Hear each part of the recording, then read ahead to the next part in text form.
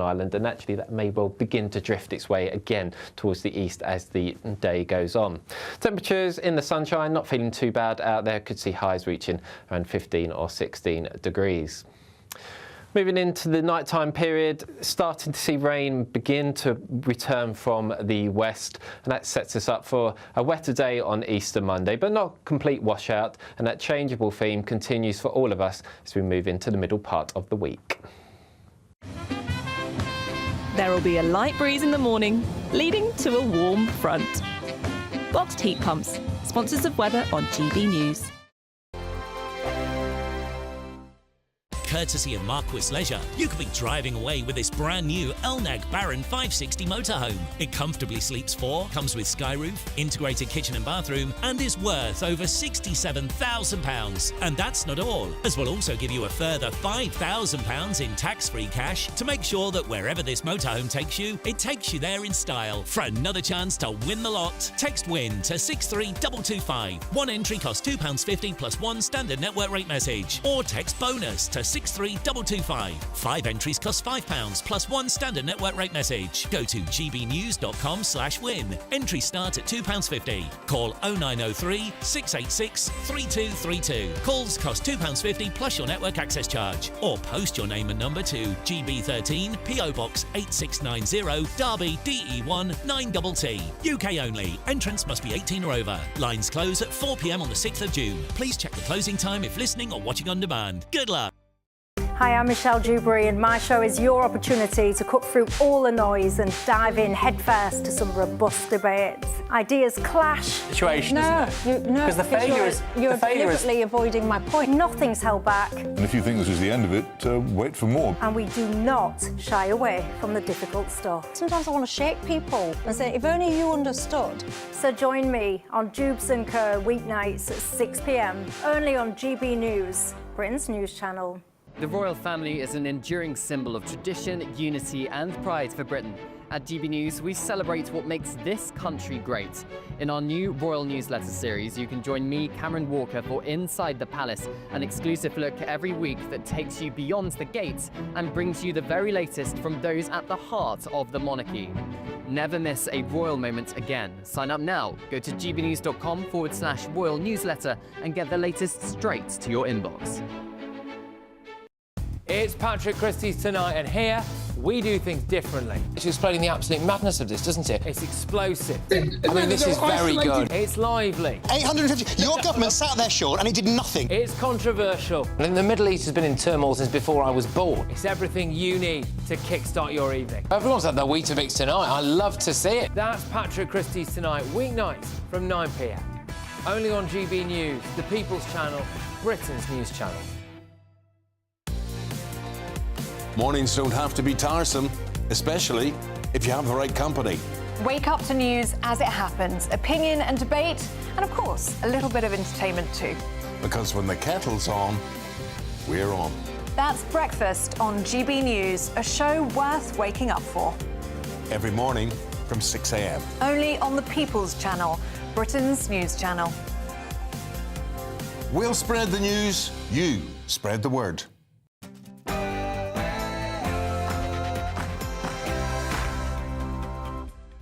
It's Saturday night, and this is the Saturday 5. I'm Alex Armstrong, along with Will Kingston, Renee Honderkamp, Trey Lowe, and Kai Wilshaw. Tonight on the show, Tony Blair just won't sod off. Great news, it's official. Only a woman can be a woman. I'm dropping the bombshell truth about COVID. It's time to replace teaching history with teaching entrepreneurship. And when will we wake up and ban phones for kids? Yep, it's 6 p.m, and this is the Saturday 5.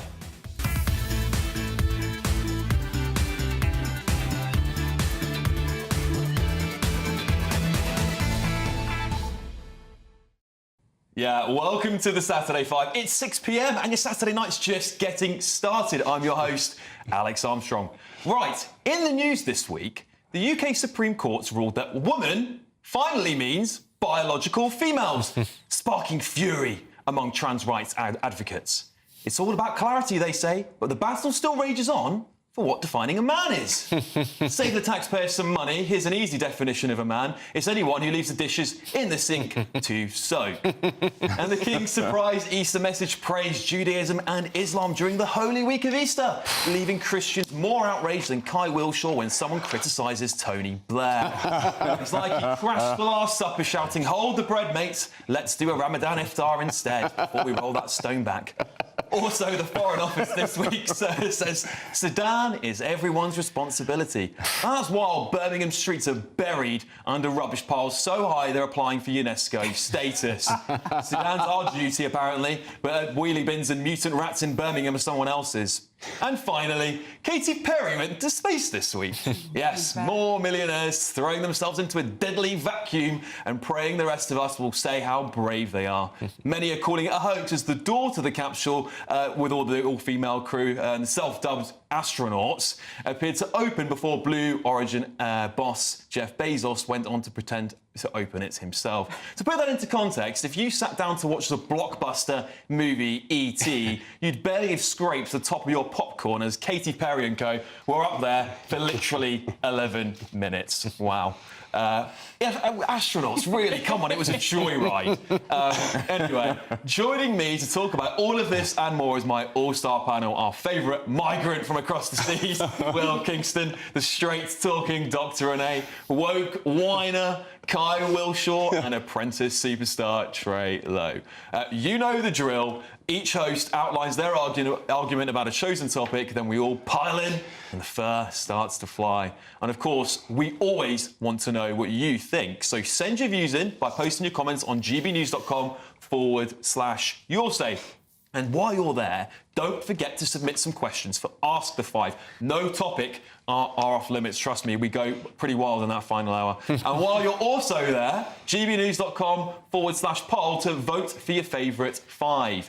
We'll bring you updates throughout the show. As usual, that vote opens now and closes at 8:30 p.m, so you better stick around. Will Dr. Renee win again? If I was a wonder. I'd put my odds on. She's getting arrogant, though. I win a lot of money. But before we start tearing each other apart, it's your Saturday Night News with Tatiana Sanchez.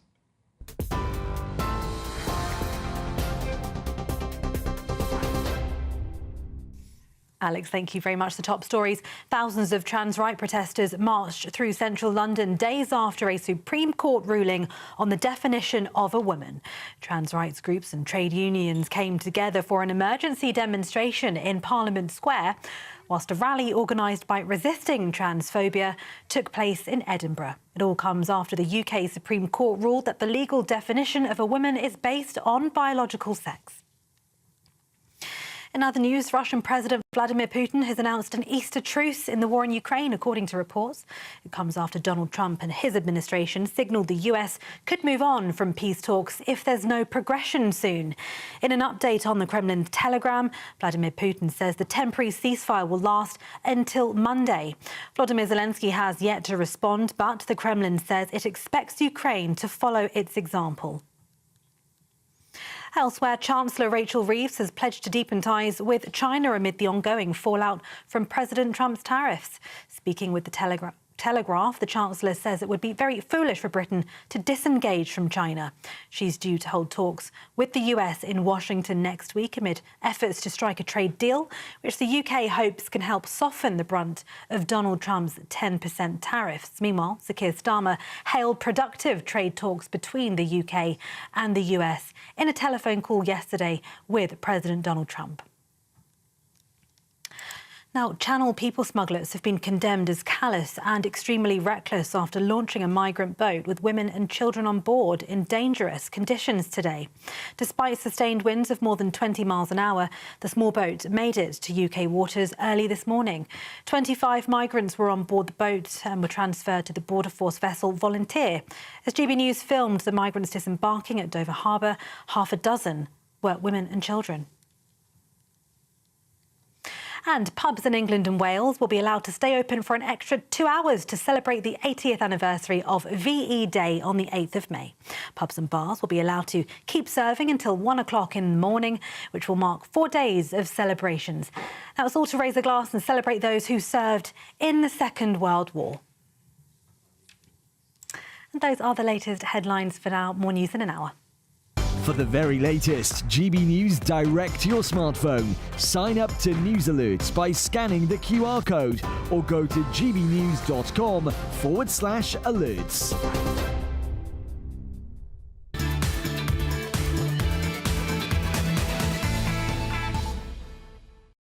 It's Saturday night. You're with the Saturday 5. I'm Alex Armstrong, and I can promise you are in for a very, very lively show.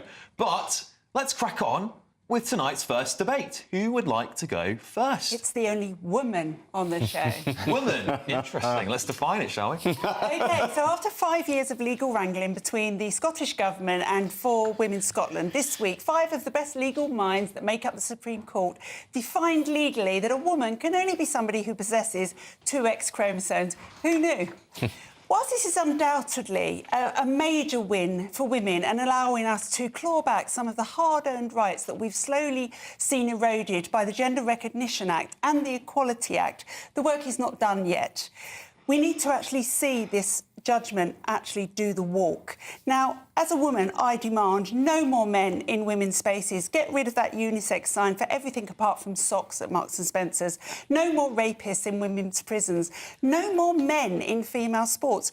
No more erosion of women-only words. Men do not give birth. They do not get cervical cancer. They do not breastfeed, and they don't have miscarriages. No more gobbledygook being taught to our children at school. Boys can't be girls, girls can't be boys. End. Let's teach them science. And let's scrap the Gender Recognition Act and rescind all gender recognition certificates. They are a nonsense. Restore biological sex to all medical records, police records, passports and any government-collected data. Then we will be able to stand up to men and say, get out of my space, get out of my race and get out of my face. Hear, Dr. Renee. And this has got to be the most common sense ruling I've seen from our justice system for goodness knows how long. I think many of us were in such despair that this was not going to happen because we've seen all the two-tier scandals from across the country. We're just so worried that actually we weren't going to come to a good definition.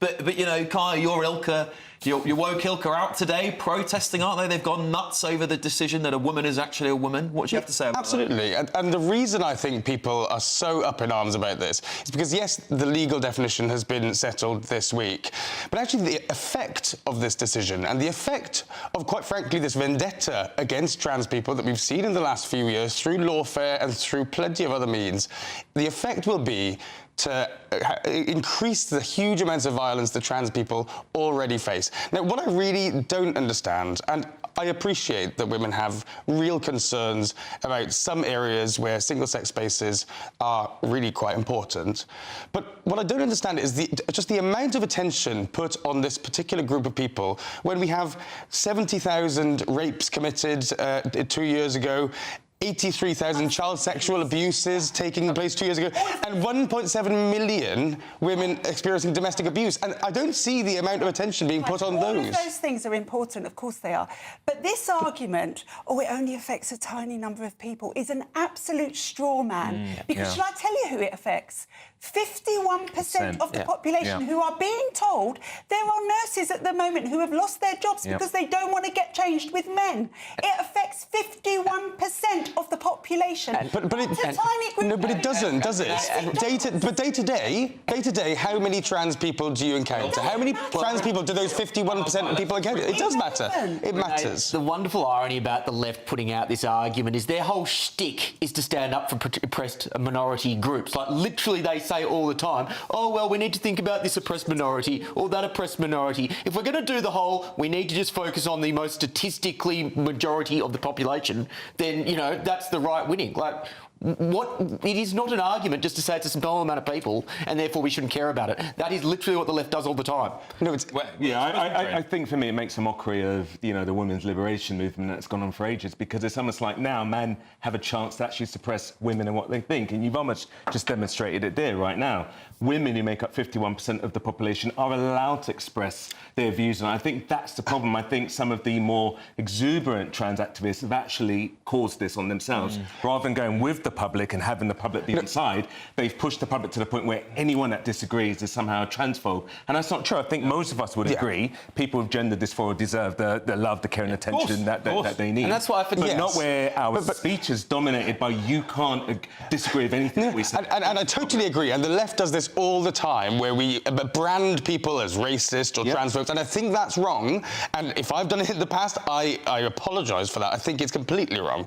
But what I'm saying is, when we talk about all the time about trans rapists, when actually 300 inmates in prison service are trans, there's a tiny minority of people. Listen, this is the point of the ruling. This is exactly the point of this ruling, because it actually gives clarity, and it gives clarity to the law, not only to say, actually, we're going to protect women, which is very, very important, that men, rapists and otherwise, can't be put into prisons with people that they could potentially rape. Secondly, what the LGBTQ trans lobby has done over the last 20 years is made normal trans people who don't want to be in the spotlight, who don't want to have a massive voice, just want to get on with their lives. They have put them through hell. They have put them through absolute hell. Before all of this trans lobbying and getting into schools and advocating and all this stuff, they used to have normal lives. Now, unfortunately, that lobby... That is ridiculous. So say the trans lobby is to blame for this, when two-thirds of the last few shows that we've done on this show have had trans topics. It is not the trans lobby that's done this. It is the right wing. It is evangelical. We wouldn't be talking about this, Kai, if it wasn't for the trans lobby bringing it up, forcing it. That's just ridiculous. NHS and everyone. Those people were fine without it before, and these trans lobbies have made it an issue by forcing it down people's throats. Kai, I asked somebody this in the week on the left, and they actually got themselves in such a mess over it. I identify as a vampire. I can go and have my teeth made into points. I can have my ears changed. I can have my eyes dyed. Why would I not get a certificate to say that I am actually a vampire? Well, you can identify as whatever you like. Well, isn't that what but does? No, because this enshrines different rights for them in law. No, I'm a vampire. To have a gender recognition certificate. I want my employer allows them to be respected through in legal processes, in government processes. I only want to work at night. I want to force my employer to let me work at night. I need a certificate to do that. Why wouldn't I get one? That's completely different to say that you're to make. Tell me why it's different. Tell me. Tell me why it's different to somebody who believes they're in the wrong body. Tell me. Well, you can identify as a vampire as much as you like, but the reason for that is. What? We're going to have to end it at some point. we could talk about it. You can't tell me, because it's a nonsense. These people have a mental health disorder, and we are letting them have rights that women have. Yeah, I think Dr. Renee's nailed this tonight. Unfortunately, I think you will be proven to be on the wrong side of history on this one, Kai. But anyway, coming up next, it's our time for our Great British Giveaway. Our biggest prize to date. It's your chance to enjoy as many getaways as you like with your own 4-berth motorhome worth £67,000. Wow. Here's all the details.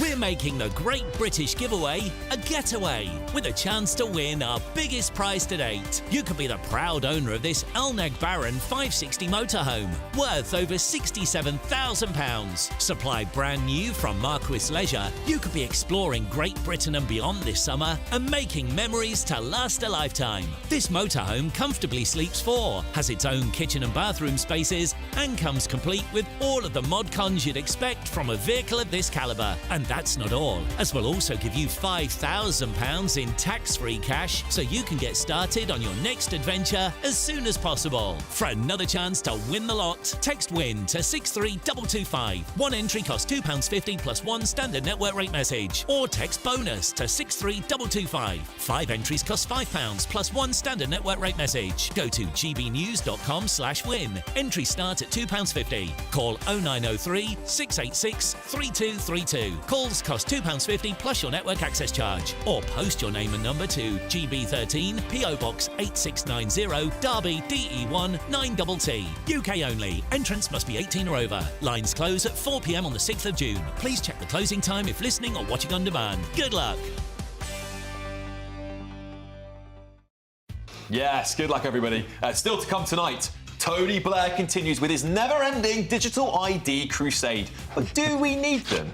But next, the Supreme Court has ruled the legal definition of a woman is based on biological sex. What impact will it have? Well, obviously, we just done that, actually, so we'll be covering that. I think Tony Blair looks different. I'll talk more about that. More vampires.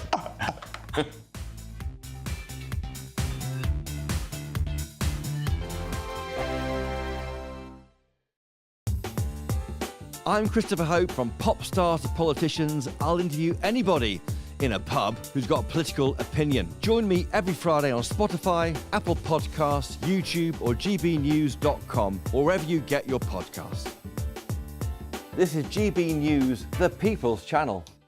Good Afternoon Britain isn't just about us. The wonderful thing about this programme is it's about everyone watching. It's an interactive programme. Well, there absolutely is something to see here, and we're going to be talking about it more. Whether it's breaking royal news, please bring us up to date. Or indeed a particularly punchy speech in the House of Commons. Very, very curious. We bring it to you live, and then we bring you live reaction as well. That's Good Afternoon Britain, weekdays from midday. Only on GB News, the People's Channel, Britain's news channel. The royal family is an enduring symbol of tradition, unity and pride for Britain. At GB News, we celebrate what makes this country great. In our new royal newsletter series, you can join me, Cameron Walker, for Inside the Palace, an exclusive look every week that takes you beyond the gates and brings you the very latest from those at the heart of the monarchy. Never miss a royal moment again. Sign up now. Go to gbnews.com/royal newsletter and get the latest straight to your inbox. Hi, I'm Michelle Dewberry, and my show is your opportunity to cut through all the noise and dive in headfirst to some robust debates. Ideas clash. Situation, Because you're deliberately avoiding my point. Nothing's held back. And if you think this is the end of it, wait for more. And we do not shy away from the difficult stuff. Sometimes I want to shake people and say, if only you understood. So join me on Dubes & Co. weeknights at 6 p.m, only on GB News, Britain's news channel. If you want your news to be straight talking... This is the nightmare for the Conservatives again. Down to earth. It's not just Nottingham where this is happening, is it? And most importantly, honest. Hard-working, middle-class taxpayers, they'll get their book thrown at them. Then catch me, Martin Daubney, Monday to Friday, 3 till 6 p.m. on GB News, Britain's news channel. It's Patrick Christys tonight, and here we do things differently. It's explaining the absolute madness of this, doesn't it? It's explosive. I mean, this is very good. It's lively. 850. Your government sat there short and it did nothing. It's controversial. And the Middle East has been in turmoil since before I was born. It's everything you need to kickstart your evening. Everyone's had their Weetabix tonight. I love to see it. That's Patrick Christys tonight, weeknights from 9 p.m. Only on GB News, the People's Channel, Britain's news channel. Join me, Nana Akwe, for an informative, interactive news programme with a difference. It's fun. No, he didn't say that, Dave. I'm so surprised. I think there's an element of truth to that. Join me from 3 p.m. every weekend, only on GB News, Britain's news channel.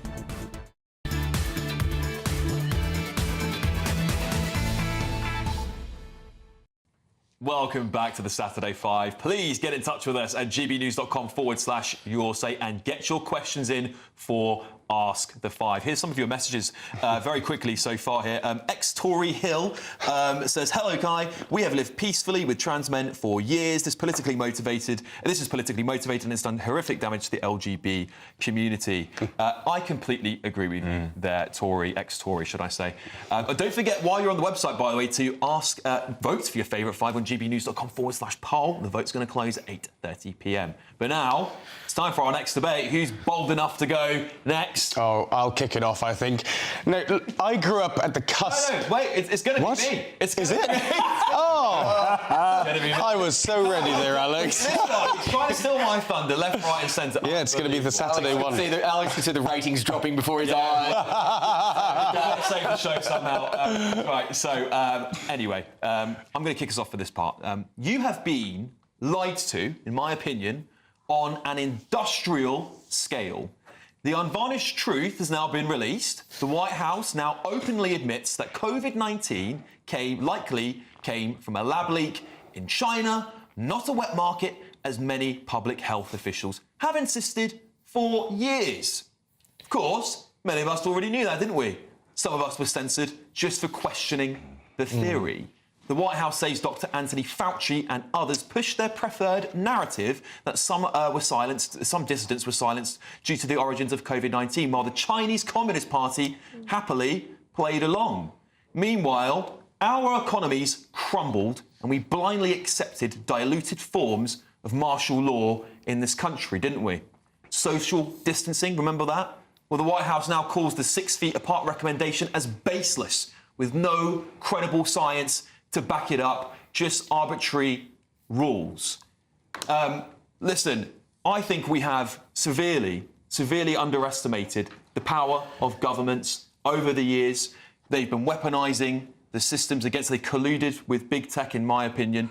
And I think we should be calling this out. I've heard nothing from other channels on this, by the way, nothing from anyone else. This is a major landmark moment. The White House has put out a statement saying all these things are now what we firmly believe. Trey, do you feel blindsided? I absolutely do. I mean, I personally lost my brother to COVID, so I'm not. I absolutely say COVID actually existed.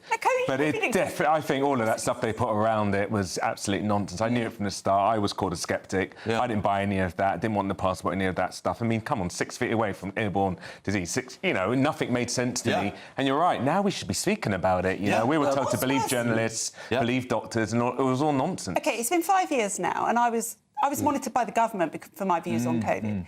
And at the very start, it was very obvious that something weird had gone on because China shut down all of its internal flights, but allowed people to fly from Wuhan to the rest of Europe. So that was number one. Then when Trump called it the China virus, he was vilified, he was shut down, how dare you? The WHO went out of their way to put together a panel who were China-friendly to come back and say, nothing to see here, guys. This definitely didn't come from the Wuhan lab. So at every level, they tried to pretend that this was a normal virus that came from an animal, that the evidence was wrong, that people like me were lunatics. And why did they do that? Because they're all in the pocket of China. There's too much money. Crazy. Will, the White House here, I'm just reading more of their website here, and they say there was no conclusive evidence that masks effectively protected Americans from COVID-19. Who said Public health officials flip-flopped on the efficacy of masks without proving Americans had sufficient data to prove it, causing a massive uptick in public distrust. Would you agree with that? Of course I agree with it, but I also remember people saying that 3 or 4 years ago,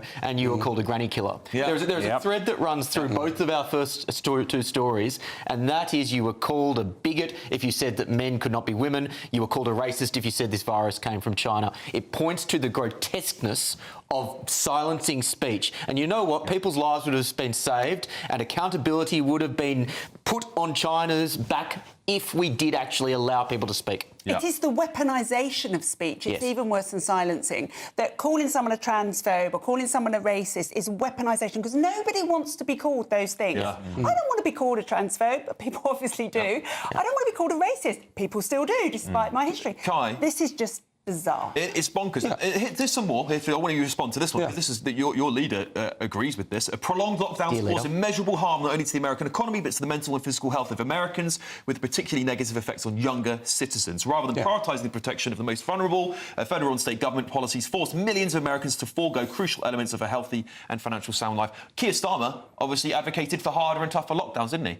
Well, is he right? I think lots of sensible people at that time, and lots of these health guidelines, I think, speak to me about lots of government officials erring on the side of caution. Because if you did less, as things went wrong and millions died, then of course, you'd be in real trouble. Now, they did their best to mitigate COVID with as much as they knew. We knew so little. And yes, I agree that actually we should have been much more open about having some voices of dissent. However... Was Keir Starmer wrong? Because he hasn't apologised for those comments. He hasn't rolled back on them. Well, probably in hindsight, yes, and he might say the same thing. But at that time, you were operating on limited information. I really don't see how people could have done better. I really don't... Before people like Trey's brother died, we already had information as a doctor on who was dying from this. We knew very quickly what the comorbidities were, what the ethnicities were that were at risk. We knew. But no, we had to shut down the whole country, destroy our children. This was the most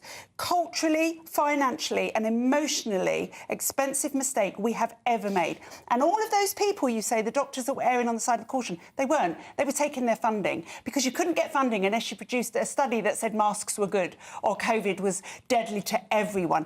Unless you went with the narrative, you didn't get money. There was the biggest transfer of wealth from the poor to the wealthy during COVID. And it was all because people at the top were getting money. Trey, looking at this thing as a whole, are we just, could we just be arguing now with hindsight? Is there an argument to be made that government officials acted appropriately at the time? No, I don't think hindsight. I think the fact that GB News, anything that's covering, says a lot, right? Because then why is it still not being covered? Yeah. Think of the economic damage. Think of, it's almost like a fraud to some extent, isn't it? Big Pharma made an absolute fortune out of it, and then a lot of government officials didn't lock down like the rest of us. Yeah. Lots of us couldn't go to funerals, couldn't see our loved ones. Our grandparents are in hospitals. To our loved ones. Yeah, no one's apologised it. No one's covering. No one's saying, we apologise for the mistake. And then Fauci himself got, protection. No one's going to take him to court anytime soon because Biden pardoned him. So all of it's been made a mockery of, and no one's going to get any justice for it. It's disgusting. Actually. It is disgusting. And the thing that really annoys me about, we were just dealing with the information we had at the time, is a nonsense. And it's a nonsense for a few reasons. A, because we had the control group of Sweden, who were the only country who were actually smart enough to do a sensible approach, and they came out better than any other Western country. And B, we had a policy in place, or plans in place for pandemics, and they were scrapped as soon as we saw what China was doing, and we followed China into this authoritarian moment. And that is the problem. We had information available to us to respond, and we didn't choose to take it. We're doing all these COVID inquiries at the moment. Yeah. What are they looking into? They're just pointing fingers at people going, you behaved badly. We all know they behaved badly. Well, the problem... But why are they not asking these questions? The White House has just come out with this bombshell statement. No British press is covering this. We are the only channel talking about this today. Why is it the British press is so scared of talking about all the truth? In my opinion, this is truth. Many people may disagree. But why are they not even willing to have a conversation about this? Well, I think we should. But the problem with these inquiries, actually, is COVID was an international catastrophe, right? And so many things that we're talking about today aren't things that necessarily were in the gift of the UK government or, for instance, the Welsh government. And so, let me finish.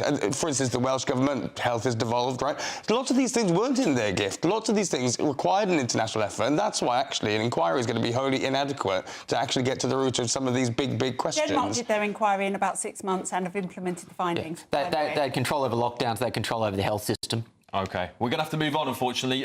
Who is up next? I'll take it away. No, it's not. Who is it? It's not you either, it's Kai. Now, it's all going on today, guys. Now I get to go. Go on, Kai. Are we sure? Oh, yes, we're sure. Well, look, I grew up on the cusp of the social media and computer age. We had a computer in the living room, and I had a flip phone at the age of 15. But we live in a completely new world. And as if you didn't need any more proof, this week The Guardian came out with an exclusive piece of research, absolutely shocking, that shows the disturbing level of access that children have to pornography and illicit material, and access to speaking to adults on the networking site Roblox, which is 40% under 13-year-olds. Now, The Guardian found that 10-year-olds were able to hear avatars verbalising sexual activity, and 5-year-olds were able to give out Snapchat details to adult avatars. Now, when are we going to wake up and ban phones and social media from children? It's causing an unprecedented wave of loneliness, depression, and what's more, the UK youth poll recently found that actually teenagers agree. 51% of 16 to 17-year-olds agree with banning smartphones from under 16-year-olds. So isn't it about time that we wake up and get rid of these? It's causing horrible distress to so many kids, and we need to get to grips with it right now.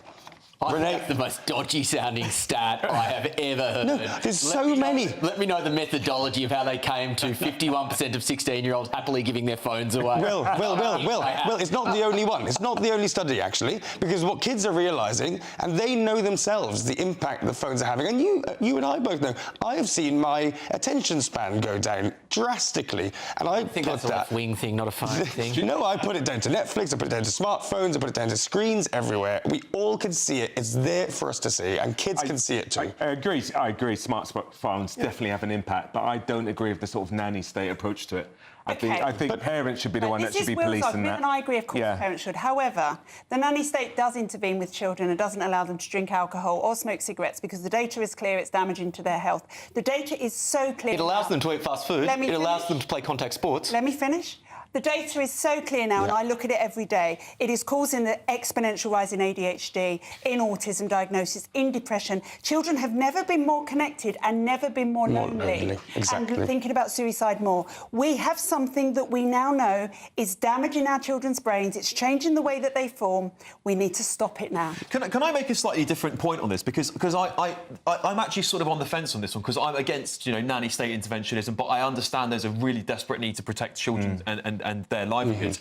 I believe this education about smartphone damage should be taught at schools. And that way you have a generation... Because what I see is parents giving their kids iPads from, birth these days. They're going around with iPads attached to their heads at dinner tables. And I think parents don't understand the damage. We need to educate parents as well, because we can't just keep hitting them over the head. Well, that's right. And I think if you educate a younger generation, by the time they have kids, at least we would have... This is why that's clever, because we should only ban things when there are absolutely no alternatives. That's why, for example, we don't ban fast food kits. We don't ban contact sports, even though we know there are risks there. But we do regulate them, because we know that there are dangers associated, but there are good things associated as well. And it is also important for many kids to have a mobile phone at certain instances for safety, or for example, to have a smartphone for safety. But that's fine. That could be an example of regulation. And if we get to a point where we say encourage those little block phones instead of smartphones, that's fine. But I think a ban is such a heavy-handed attack on parents, and there's already too many attacks on parents. I absolutely agree with that. I think it should be about education. You're right, it should be taught in schools. I think parents should be taught about it. I wouldn't compare smoking with having a phone.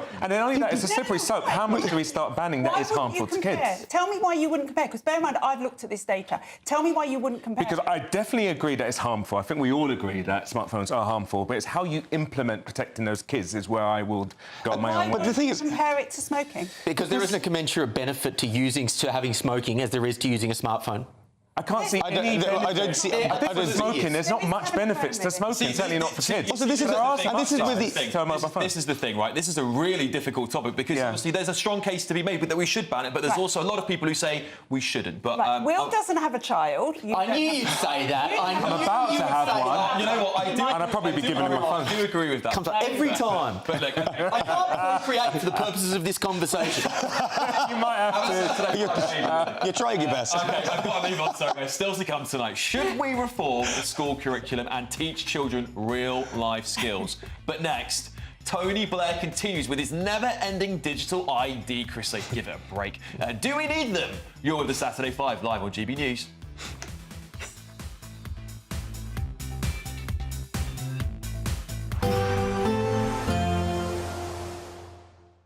Ready to soak up that holiday sunshine?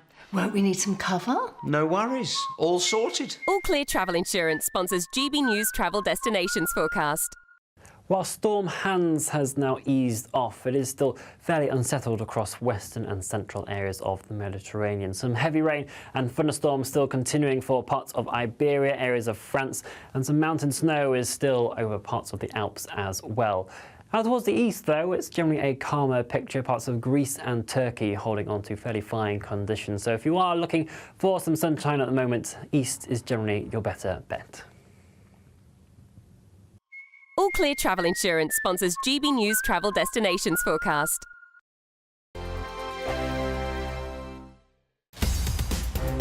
In the GB Newsroom, we bring you the news as it happens. With our team of dedicated journalists across the UK, We're ready to keep you up to date with what's happening every half an hour, every single day.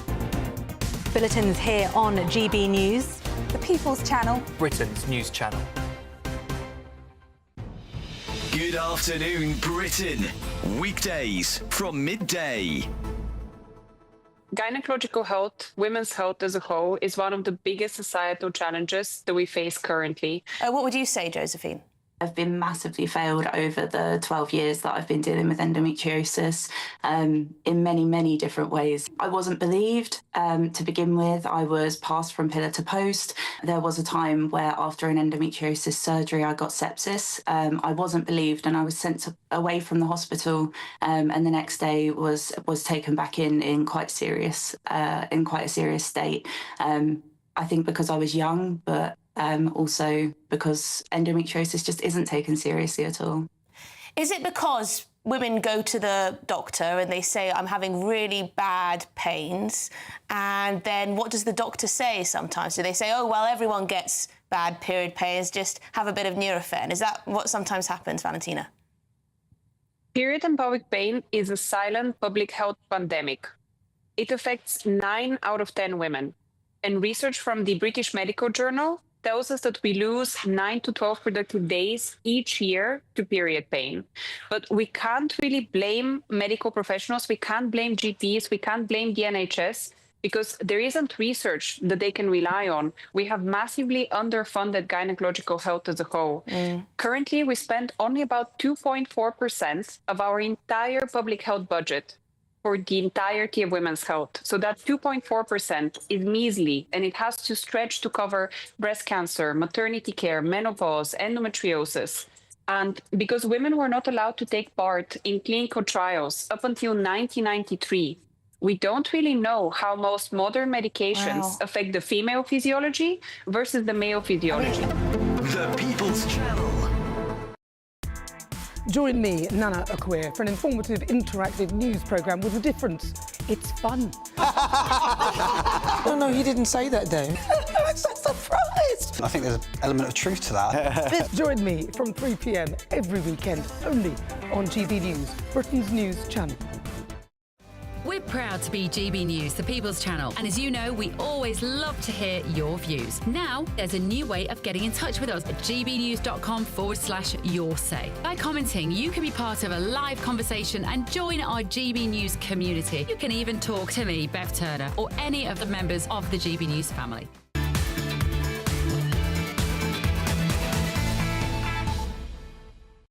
Welcome back to the Saturday 5. Please get in touch with us at gbnews.com/yoursay and get your questions in for Ask the 5. While you're there, do not forget to vote for your favourite 5 at gbnews.com/poll. That vote closes at 8:30 p.m. But now, it's time for our next debate. Who's up next? Let's get this right, guys. I think actually I am up next now, Alex. Thank you. Ladies and gentlemen, my sad duty to inform you that Tony Blair has popped up again in the news this week, promoting his vision for an Orwellian surveillance state. We've known about his fetish for digital ID for well over a decade now, but it was the focus on facial recognition technology in the clip that he put out this week that was really scary. We've got that clip. Let's see it. Facial recognition can now spot suspects in real time from live video, tracking organised criminals at borders, in public spaces, even helping find missing people. In London, live facial recognition led to 360 arrests by the Met Police between January and October 2024, just in a pilot project. You see the trick there. It's the trick of every good authoritarian, and that is to couch his dreams of social control under the banner of "we will keep you safe." He's also, believe it or not, tried to win over the right by saying it'll be easier to know who is or who should be in the country. Good luck with that, Tony. We can all see where this is going, a technocratic surveillance state in which you'll be monitored 24 hours of the day. It will be easier to stifle dissent. Just imagine how, looking at protests, they'll be able to pull out people from the so-called far right. It will turbocharge the nanny state. And I never thought I would say this in the United Kingdom, but you can see an authoritarian leftist like Keir Starmer using this technology in order to implement some sort of social credit system a la the Chinese. We must resist this at almost all costs. But unfortunately, I think that many people will go along with it for the same reasons they went along with the COVID restrictions we discussed earlier.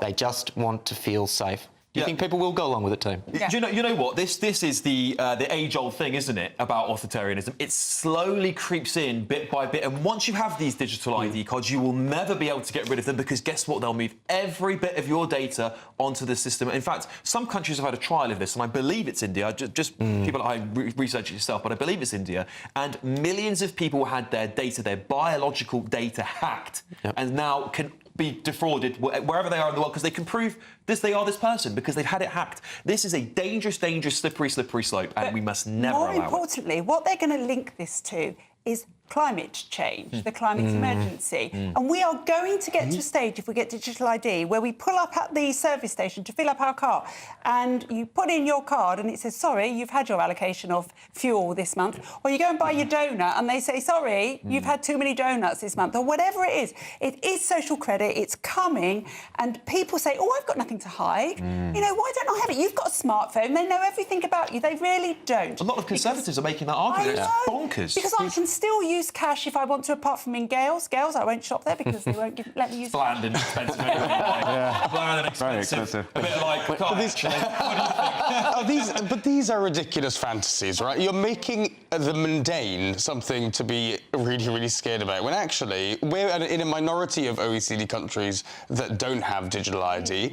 All our systems are digital already. Your concerns about hacking, your concerns about all your information being in one place, that's for the birds, because all of our information is already digital, and all of this is making government services easier, cutting waste, making it easier to figure out who should be in the country. You guys should be for this. Trey, it's papers, please, isn't it? Is that papers, please? Can I see your digital ID? No, I mean, you want to see your passport? No, we just spoke about COVID, and that didn't actually turn out too well. Why would we want to give them more power? What they tried in COVID when they tried to get those vaccine passports. Yeah, and you couldn't go away. Two-tier system. You have and you have not. And it was using fear, isn't it? You can't go on a holiday unless you've got this. You can't do this. You got that. I mean, my God, when they got your digital ID, they can just switch stuff off. Then you go into a digital car, which could be switched off. It's complete control. Absolutely. The other thing, I think we also have to recognise that facial recognition technology is a step even beyond digital ID. Can you imagine the amount of non-crime hate incidents that just can be automated if you can just use AI to push out, like, see particular faces? Well, that's a really interesting point, because what we've also got coming down the line is the policing and crime bill,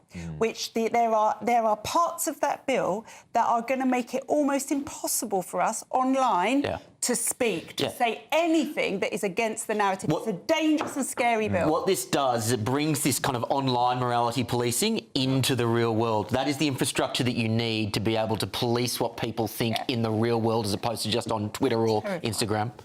Trey, is there an argument that we're sort of doing this to ourselves anyway? People are verifying themselves on Facebook and Twitter. They're giving their passport information to these mega companies. I mean, surely the government's just saying, well, we have to keep up. Yeah, people are. I think people are just sort of slowly walking into this sort of Orwellian sort of situation and not realising they're doing it and giving it away. But we have to be the voice that stops that. At least give people choice, because we know we've given government control over our lives in other instances and they've been wrong. And it's been places like GBNews or other people who's actually debate stuff who found, wait a minute, they're wrong. Do you want to do it again? Plus, I hear that facial recognition is 51% wrong half the time. Yeah, especially, so how's that going to work? Especially if you're black. Exactly. It doesn't work so well. Yeah. It's awful. But also, don't forget, the companies like 23andMe that loads of people have given their DNA to trace their family history, gone bust. And do you reckon they're going to say that you have to take off your burqa when this facial recognition system goes in? Absolutely not. Having worked in that sphere, in the AI sphere, before ChatGPT existed, I remember the government pushing and charities and organisations pushing, because they would someone with a hijab or someone that would be rated as a higher threat to British people. Technically, statistically, that might be true if you're looking at specific types of Islamic extremism. But of course, the AI will be told that you can't do that. So therefore, I think there will be biases anyway. But you know, Kai, the whole thing about this really is that, you know, this country, we fought a war 80 years ago to stop papers, please, to stop Jews having stamps on their arms, and we stopped the Holocaust, stop all of this authoritarian nightmare. That was the principles on which we fought these wars on. We fought them against Nazism. This is a slow creep towards it, is it not? No, it's just digitalising your ID and making it easier to access services. Everything you do. Well, you already do for lots of things, Alex. You might have to do. For accessing what government services have you accessed recently? What if I said to you to walk into the supermarket, you must show your digital ID? How would you feel about that? But that's not the purpose of this. The purpose of this is for accessing government services, and I know you want to. We were told the vaccine passports would be purely for travel. Guess what? It was then for events and everything else. It slowly said, actually, we should have vaccine passports for this. Telling 18-year-olds they couldn't go to a club without a digital passport. Bonkers. Yeah. Bonkers, and that's what they want. And what a mess the system was as well. Can I just remind the viewers? It was an absolute chaotic disaster. None of it joined up. People, it was absolutely. It's a very interesting point, because what it will be used for is have you had your vaccines? You know, has my child had all of her vaccines? Will you be able to go to school if your child has? Tony Blair has said that very openly. He has, yeah. I think the thing we're always missing as well is this: the fact it's coming from Tony Blair. I mean, that scares the life out of me. I won't lie, it scares the life out of me. Yeah. Carl, you got any defence for your mate?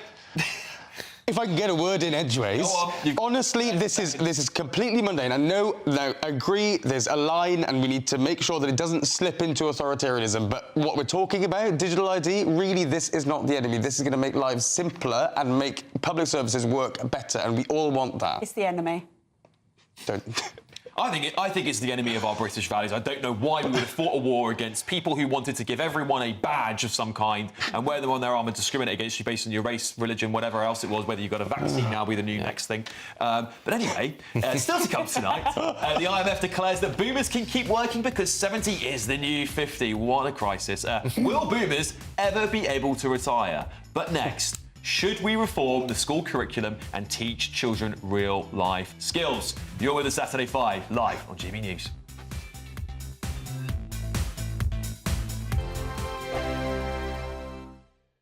Hello there, welcome to your latest GB News weather forecast from the Met Office. Well, for the rest of the Easter weekend, Easter Day itself should be fairly fine and dry for most of us, but rain unfortunately will return as we move into Easter Monday. So we've still got low pressure generally in charge over the coming days, but it will just weaken enough on Easter Day, as I said, to give a fairly fine day for many. But before we get there, for the rest of Saturday, still got some rain across parts of Northern Ireland and Western Scotland, but elsewhere should be a fairly quiet night. We will have some low cloud moving in off the North Sea, giving a fairly murky end to the night along eastern coast. So the clearest of the skies out towards the west, we could just see a touch of frost here as we start Easter Day morning. So having a closer look at Scotland first thing in the morning, a bit of an east-west split across the country. Eastern areas should be fairly fine with some spells of sunshine, but out towards the west we're still going to have this area of rain around, although it will start to break up as the morning goes on. A fairly grey and damp start also for Northern Ireland, but for much of England and Wales it should be a fairly reasonable start. Still that low cloud initially across the east and also potentially some showers down towards the south east, but the low cloud and the showers will ease as we head towards lunchtime. So for much of England, Wales and eastern Scotland, it is going to be a fairly reasonable day. Maybe the best of the sunshine come the afternoon across parts of Wales and northern England. For Northern Ireland, still a good deal of cloud around here with some outbreaks of rain, and again, still some spots of rain for western Scotland too. But in the sunshine, highs reaching around 16 to 18 degrees, so pleasant enough for the time of year. Unfortunately, the fine conditions won't last as we go into Easter Monday, a very different story. Outbreaks of cloud and rain spreading their way eastwards. Probably hang on to the fairly fine conditions for north-east Scotland for much of the day, and it will cheer up later also down towards the very far southwest. But the changeable theme will continue as we go into Tuesday and Wednesday, with temperatures around average but pleasant enough in any sunshine. Mornings don't have to be tiresome, especially if you have the right company. Wake up to news as it happens, opinion and debate, and of course, a little bit of entertainment too. Because when the kettle's on, we're on. That's Breakfast on GB News, a show worth waking up for. Every morning from 6 a.m. Only on the People's Channel, Britain's news channel. We'll spread the news, you spread the word. Good Afternoon Britain isn't just about us. The wonderful thing about this programme is it's about everyone watching. It's an interactive programme. Well, there absolutely is something to see here, and we're going to be talking about it more. Whether it's breaking royal news, please bring us up to date, or indeed a particularly punchy speech in the House of Commons. Very, very curious. We bring it to you live, and then we bring you live reaction as well. That's Good Afternoon Britain, weekdays from midday. Only on GB News, the People's Channel, Britain's news channel.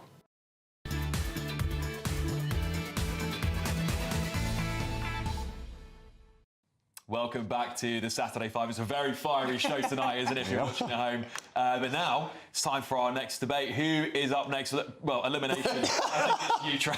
It is me indeed. So I'm going to argue that I think it's time to replace teaching things like history with teaching entrepreneurship. Now, before everyone says, what? So obviously, we've just had the final of BBC The Apprentice this week. Dean has won it, a show that I was on myself. And I think it's time to actually start teaching young people entrepreneurship and entrepreneurship type values rather than focusing on things like history. Because I probably was the only person in the classroom that was awake during history lessons. I absolutely loved it. But I must admit, I don't know how much learning about the Magna Carta or 1066 helped me in my day-to-day life versus learning entrepreneurship type values.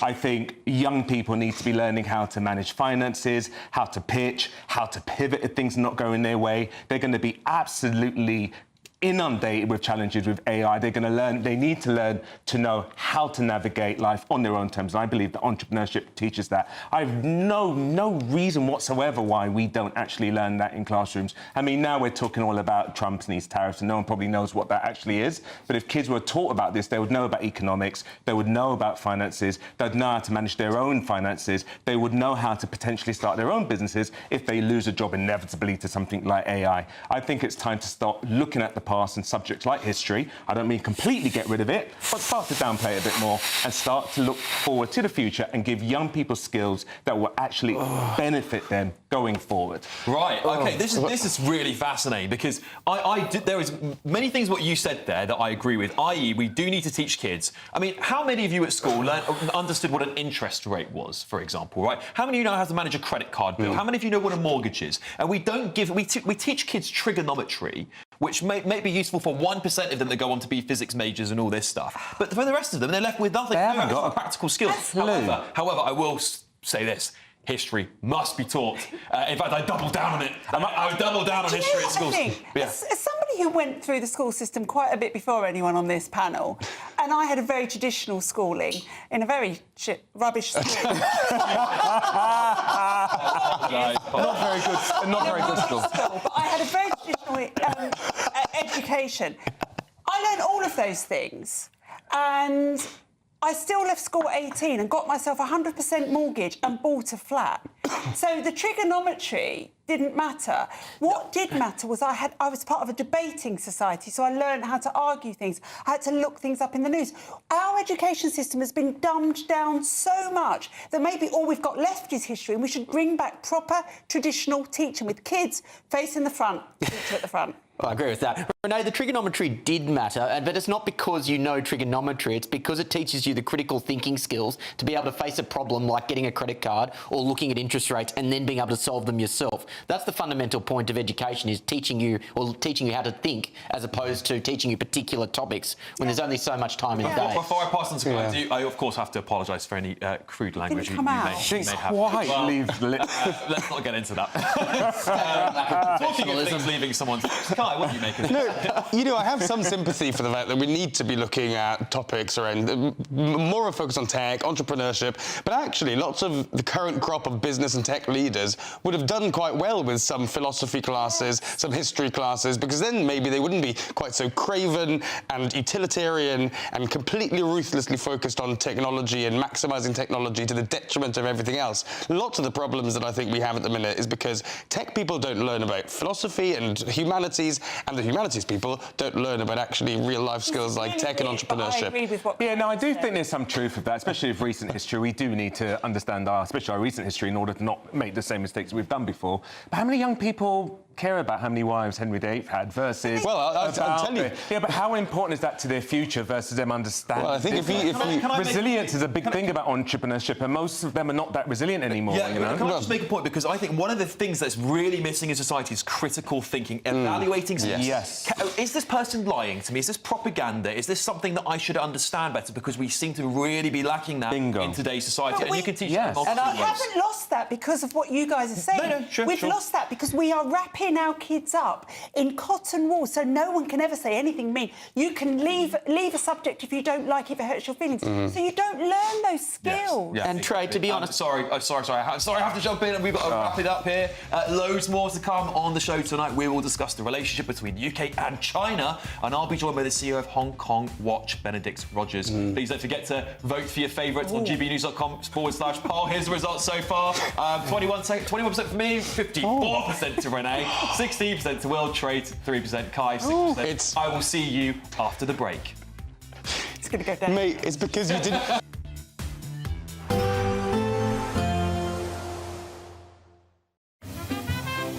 Heavy showers first thing will be followed by a warm, cosy day. Boxed boilers, sponsors of weather on GB News. Hello there, welcome to your latest GB News weather forecast from the Met Office. Well, for the rest of the Easter weekend, Easter Day itself should be fairly fine and dry for most of us, but rain unfortunately will return as we move into Easter Monday. So we've still got low pressure generally in charge over the coming days, but it will just weaken enough on Easter Day, as I said, to give a fairly fine day for many. But before we get there, for the rest of Saturday, still got some rain across parts of Northern Ireland and Western Scotland, but elsewhere should be a fairly quiet night. We will have some low cloud moving in off the North Sea, giving a fairly murky end to the night along eastern coast. So the clearest of the skies out towards the west, we could just see a touch of frost here as we start Easter Day morning. So having a closer look at Scotland first thing in the morning, a bit of an east-west split across the country. Eastern areas should be fairly fine with some spells of sunshine, but out towards the west we're still going to have this area of rain around, although it will start to break up as the morning goes on. A fairly grey and damp start also for Northern Ireland, but for much of England and Wales it should be a fairly reasonable start. Still that low cloud initially across the east and also potentially some showers down towards the south-east, but the low cloud and the showers will ease as we head towards lunchtime. So for much of England, Wales and eastern Scotland it is going to be a fairly reasonable day. Maybe the best of the sunshine come the afternoon across parts of Wales and northern England. For Northern Ireland, still a good deal of cloud around here with some outbreaks of rain, and again still some spots of rain for western Scotland too. But in the sunshine, highs reaching around 16 to 18 degrees, so pleasant enough for the time of year. Unfortunately, the fine conditions won't last as we go into Easter Monday, a very different story. Outbreaks of cloud and rain spreading their way eastwards. Probably hang on to the fairly fine conditions for North East Scotland for much of the day, and it will cheer up later also down towards the very far southwest. But the changeable theme will continue as we go into Tuesday and Wednesday, with temperatures around average but pleasant enough in any sunshine. Heavy showers first thing will be followed by a warm, cosy day. Boxed boilers, sponsors of weather on GB News. Courtesy of Markle Leisure, you could be driving away with this brand new Elnag Baron 560 motorhome. It comfortably sleeps 4, comes with sky roof, integrated kitchen and bathroom, and is worth over £67,000. And that's not all, as we'll also give you a further £5,000 in tax-free cash to make sure that wherever this motorhome takes you, it takes you there in style. For another chance to win the lot, text WIN to 63225. One entry costs £2.50 plus one standard network rate message, or text BONUS to 63225. 5 entries cost £5 plus one standard network rate message. Go to gbnews.com/win. Entries start at £2.50. Call 0903 686 3232. Calls cost £2.50 plus your network access charge. Or post your name and number to GB13 PO Box 8690 Derby DE1 9TT. UK only. Entrance must be 18 or over. Lines close at 4 p.m. on the 6th of June. Please check the closing time if listening or watching on demand. Good luck. Mornings don't have to be tiresome, especially if you have the right company. Wake up to news as it happens, opinion and debate, and of course, a little bit of entertainment too. Because when the kettle's on, we're on. That's Breakfast on GB News, a show worth waking up for. Every morning from 6 a.m. Only on the People's Channel, Britain's news channel. We'll spread the news, you spread the word. In the GB newsroom, we bring you the news as it happens. With our team of dedicated journalists across the UK, we're ready to keep you up to date with what's happening every half an hour, every single day. Bulletins here on GB News, the People's Channel, Britain's news channel. Hi, I'm Michelle Dewberry, and my show is your opportunity to cut through all the noise and dive in headfirst to some robust debates. Ideas clash. Situation, isn't it? Because the failure is you're deliberately avoiding my point. Nothing's held back. And if you think this is the end of it, wait for more. And we do not shy away from the difficult stuff. Sometimes I want to shake people and say, if only you understood. So join me on Dewbs and Co weeknights at 6 p.m. only on GB News, Britain's news channel.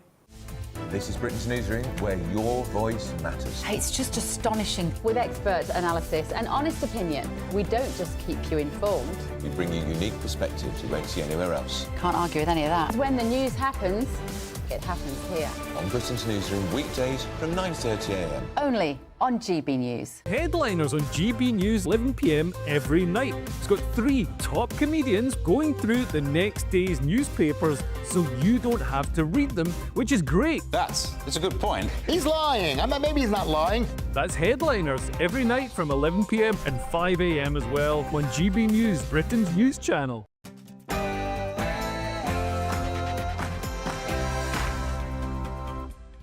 Happy Easter, everybody. It's Saturday night, and this is the Saturday 5. I'm Alex Armstrong, along with Will Kingston, Dr. Renee, Trey Lowe, and Kai Wilshaw. Plenty more to come tonight, including that the IMF declares that boomers can keep working because 70 is the new 50, apparently. It's 7 p.m. This is the Saturday 5.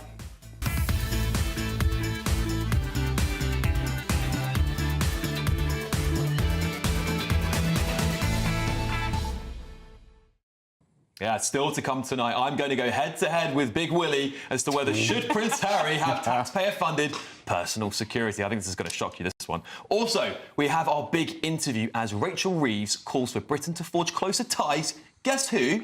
With China, after Donald Trump continues his trade war with Beijing. Then we're going to be answering all of your questions in Ask the Five, so send them through to gbnews.com/your say. And while you're at it, don't forget to vote for your favourite 5. Here's the updated results so far. Alex, 21, me, that's me. Renee, 53, down a percent. What's going on here?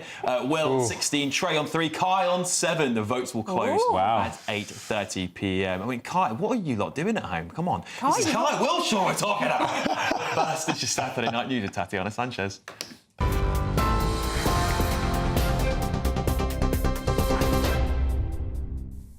Thank you very much. The top stories. Russian President Vladimir Putin has announced an Easter truce in the war in Ukraine.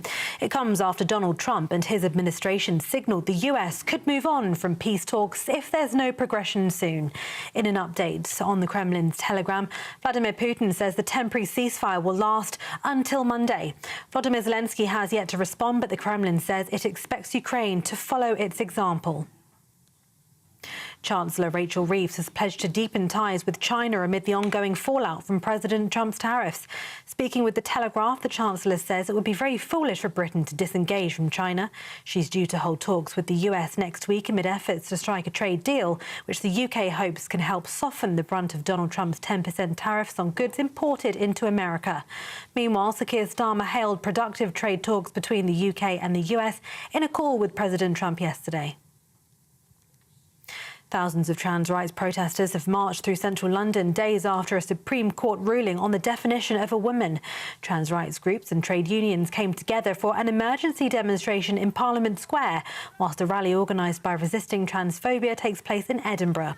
It comes after the UK Supreme Court ruled that the legal definition of a woman is based on biological sex. In other news, Channel people smugglers have been condemned as callous and extremely reckless after launching a migrant boat with women and children on board in dangerous conditions today. Despite sustained winds of more than 20 miles an hour, the small boat made it to UK waters early this morning. 25 migrants were on board the boat. They were transferred to the Border Force vessel Volunteer. As GB News filmed the migrants disembarking at Dover Harbour, half a dozen women and young children could be seen among them. A British couple who were among 4 people killed in a cable car crash near Naples have been named as Elaine Wynne and Graham Wynne. The mountain cable car cabin plunged to the ground after one of the cables supporting it snapped on Thursday. The cable car operator said it had passed a safety inspection just 2 weeks ago and that a criminal investigation has been opened. Officials say a 5th person in the cabin was extremely seriously injured and remains in a critical condition in hospital. And pubs in England and Wales will be allowed to stay open for an extra 2 hours to celebrate the 80th anniversary of VE Day on May the 8th. Pubs and bars will be allowed to keep serving until 1 a.m, which will mark 4 days of celebrations. It's to raise a glass and celebrate those who served in the Second World War. Those are the latest GB News headlines for now. More news shortly. For the very latest GB News direct to your smartphone, sign up to News Alerts by scanning the QR code or go to gbnews.com/alerts.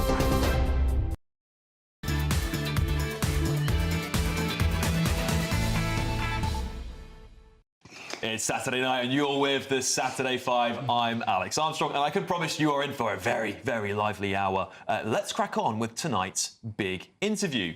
The Chancellor of the Exchequer, Rachel Reeves, has said that cutting ties with China would be very foolish. Speaking in an interview with The Telegraph, the Chancellor argues that a deeper partnership with China, the second biggest economy in the world. This comes as an average US tariff on Chinese exports is now, get this, standing at 124% and following a row over British steel ownership. To discuss this, I'm pleased to welcome CEO of Hong Kong Watch, Benedict Rogers. Benedict, thank you so much for joining us on the show tonight.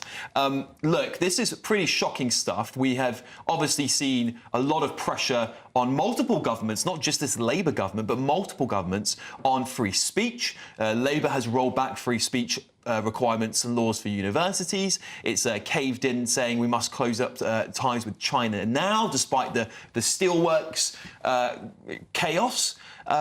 What's going on? Well, it does seem absolutely extraordinary to, on the one hand, be trying to get a trade deal with Donald Trump and with the United States, and at the same time talking about strengthening ties with the country that the US administration is most intention with. And on top of that, all the things you've said, British Steel case, the egregious human rights record, the dismantling of Hong Kong's freedoms, this is a regime that is committing genocide against the Uyghurs, and a regime that actually poses a very serious threat to our national security in various ways. So it does seem absolutely extraordinary timing to be talking as the Chancellor is. Yeah, of course, Angela Rayner announced that massive new embassy in London. We've had multiple secretaries of state and ministers fly out to China. Is there a sense that we're sort of bowing into Chinese Communist Party being the new superpower on our continent as America retreats? Or, you know, maybe we're reading into it too much, perhaps? No, I think you're right. I mean, and by the way, I should say that Rachel Reeves is totally wrong to say that anyone is suggesting we disengage with China. I know nobody who suggests that we can ignore China, that we shouldn't talk with them. The question for me is not whether to engage, but how, on whose terms, and with what objectives. And yes, I think the government is showing every sign of kowtowing to Beijing, going absolutely overboard, and coming back with very little in return. I mean, she came back from her visit to Beijing with what, in the big scheme of things, is a pittance, a few $100 million pounds of trade over a number of years. And so really, we should not be kowtowing to Beijing. Yes, we should engage with them, but on our terms, not on theirs. Yeah, and of course, you're the CEO of Hong Kong Watch. Have you noticed, I was actually speaking to some of the activists who were protesting outside the embassy not that long ago. Is there a concern that this massive embassy coming to the UK, part of a broader agenda for the Labour Party or this government in particular to cosy up to China? I know previous governments have also done the same, but you know, is there an active attempt to really see this sort of closer ties with China? And what do you think the impact on those refugees from Hong Kong would be? I think the impact would be very serious. We've already seen in recent months an increase in what's become known as transnational repression, letters being sent from China anonymously to the neighbourhoods of some prominent Hong Kong activists who live in London, basically asking their neighbours to hand them over to the Chinese embassy. And this, if it goes ahead, this mega embassy will be nothing more than a mega spy base and a mega centre for transnational repression. I myself have experienced some of this. In past years, I've had threatening letters at my home address, threatening letters to my neighbours. Even my mother, who lives in a different part of the country, has had letters telling her to tell her son to shut up. And that will only continue the more we kowtow to Beijing. Yeah, I'd like to bring in Will Kingston. That's truly terrifying to hear that about your mother. But my question goes to the quid pro quo with China. There's always a quid pro quo with China. I'm aware in Australia, for example, they've very effectively infiltrated several politicians and several arms of government. Can you paint a picture of how China tries to basically exchange these sorts of favours in the economic realm for soft power, and whether they've been able to effectively infiltrate the civil service in Britain and the political arm so far? Yes, I mean, I think China has a very extensive operation of influence, infiltration, and when it needs to, intimidation. So there's clear evidence over the years of, and our intelligence agencies have confirmed this, of espionage and of influence operations in Parliament. Clearly, it's widespread across our universities, in the City of London. There have also been numerous cyber attacks on the Electoral Commission, I think at one point the Ministry of Defence. So this is a regime that our security services have been warning about for some time as posing the most serious threat. And ultimately, though, it's also a regime that wants to do business because it has products it wants to sell, or we have products it wants to buy. And therefore, the past record shows that they don't actually respect you if you kowtow. They respect you far more if you stand up for your values. And trade doesn't suffer as a result when we do stand up. So we ought to be doing business on business terms rather than on terms of kowtowing. Yeah, Dr. Renee. Hello, Benedict. I read A Hidden Hand and was horrified at the end of it that China really have laid out their playbook to the world. They haven't been secretive about it at all. But I wonder if we are so far down the process now, with them having all of the mineral rights that they need across the world that we would need but now can't get, how they own the most important ports by their loans and then calling them in. Is it just too late for us to divorce ourselves in a bigger way from them? Well, that definitely is a real concern. And whether it's Ed Miliband's net zero policy, where we've become dependent on China for solar panels, very often solar panels made by Uyghur slave labor, or whether it's rare minerals or all the other factors you mentioned, we should have started diversifying our supply chains and beginning the process of, if not decoupling, at least de-risking our business relationship. I don't think it is too late to start, but clearly that can't happen overnight. The time to start is now, and to be looking at other markets and reducing our dependency on China. Kai? Yeah, thank you, Benedict. I must say I'm in two minds about this, because I think we can't write off entire economies that we'd want to trade with, especially not the second largest in the world, but also I'm horrified by so much of what China does. I guess my question to you is to predict a bit to the future, if you would. Is the writing on the wall for our relationship with China? Because seeing the intensifying trade war between the US and China and looking down the line at potentially a conflict in Taiwan, is it actually quite sensible to start extricating ourselves completely and write them off, even though they are such a large economy? And do you think more countries will start to do that? Where do you think this is headed? Yeah, I think over time, more countries will start to step back from the China relationship, particularly as China's own economy has slowed down significantly in recent years. It is no longer the great economic miracle that it looked like a decade or so ago. And, you know, until this current government came in and started reversing the more cautionary steps that previous governments were beginning to take, actually, Western democracies were, to varying degrees, were becoming much more critical of China and beginning to rethink their relationship. So I think the Labour government is definitely going in the wrong direction, and we all ought to be, as I say, not disengaging completely, not stopping to do business, but we should review, for example, Chinese investment in our critical national infrastructure. We shouldn't have it in our steel or nuclear or other sectors. And we should be trying to stop any slave labor in our supply chains. And that's, I think, where we should start and move on from there. And if we can do it with other economies, with our allies, so much the better. Trey.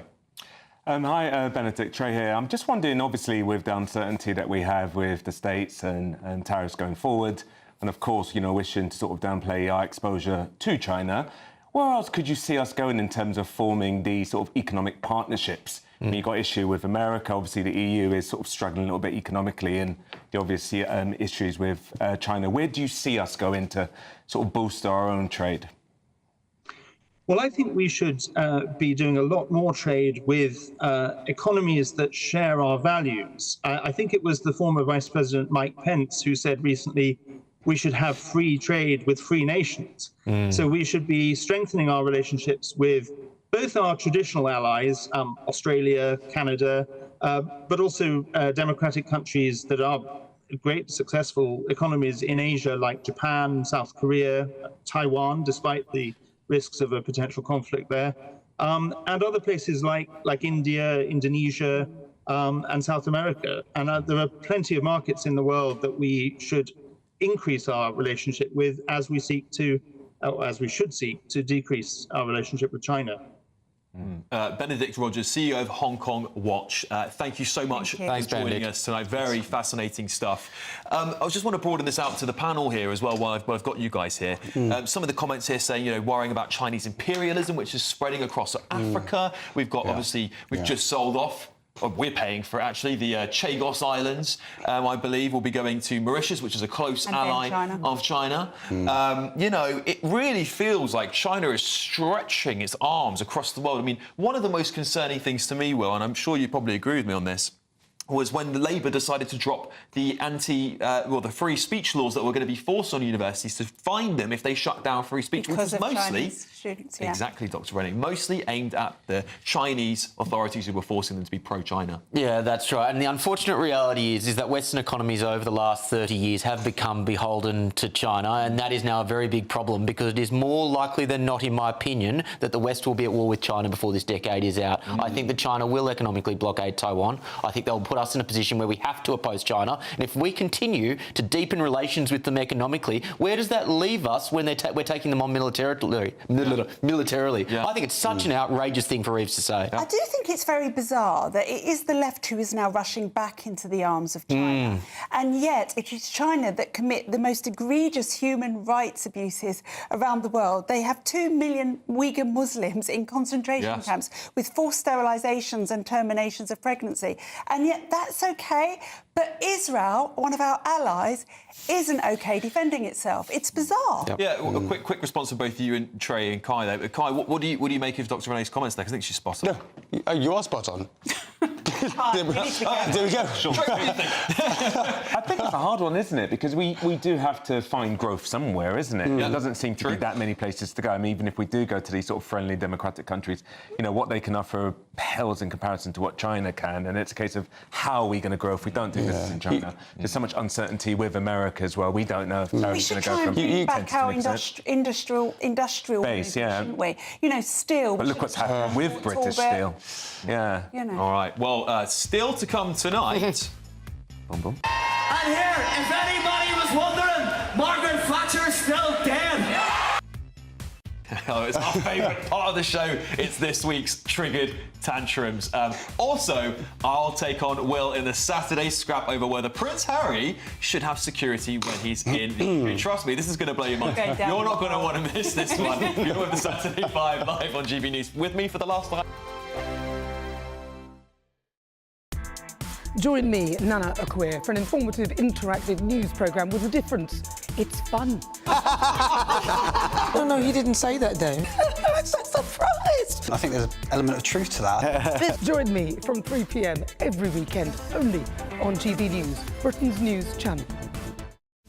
This is Britain's Newsroom, where your voice matters. It's just astonishing. With expert analysis and honest opinion, we don't just keep you informed. We bring you unique perspectives you won't see anywhere else. Can't argue with any of that. When the news happens, it happens here. On Britain's Newsroom, weekdays from 9:30 a.m. Only on GB News.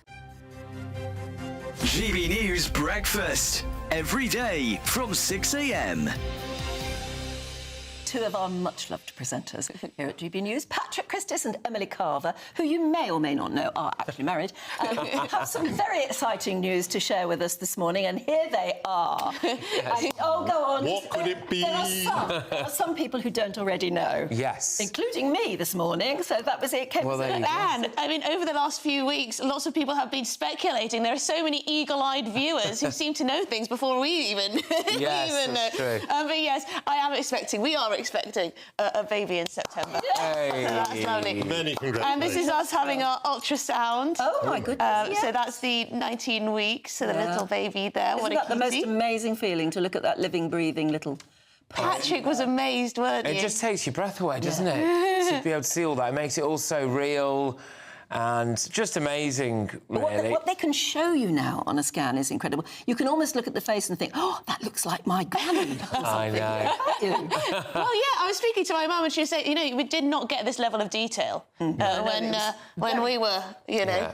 In the womb. No, exactly. But it's exciting times. It's really exciting times. And obviously it is a bit of a GB News family here, and now in more ways than one as well. So we're really looking forward to Well, it. yeah, the outpouring of support for us is so lovely. Yes, thank you Feel very like much. we're growing as a couple with GB News, which is lovely. Yes. Well, And growing it's into a such family. marvellously optimistic thing to do, because so many people in Britain are not having children now. Well, so maybe you're a great example. Michael, this is what we were thinking. You know, we're doing our bit for Britain. You know, it is our duty.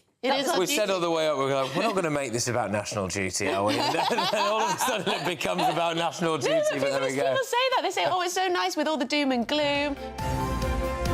GB News, the People's Channel. Headliners on GB News 11 p.m. every night. It's got 3 top comedians going through the next day's newspapers so you don't have to read them, which is great. That's a good point. He's lying. Maybe he's not lying. That's Headliners every night from 11 p.m. and 5 a.m. as well on GB News, Britain's news channel.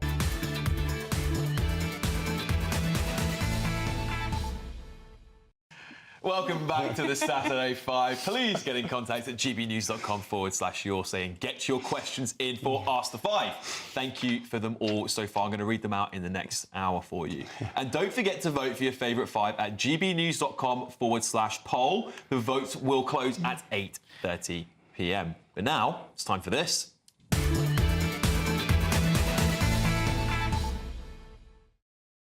Yes, it's tonight's main event. Prince Harry's lawyers have claimed that the Duke requested police protection after receiving death threats from Al-Qaeda. Harry lost his automatic right... Stop laughing. Harry lost his automatic right to taxpayer-funded security when he stood down from royal duties in 2020.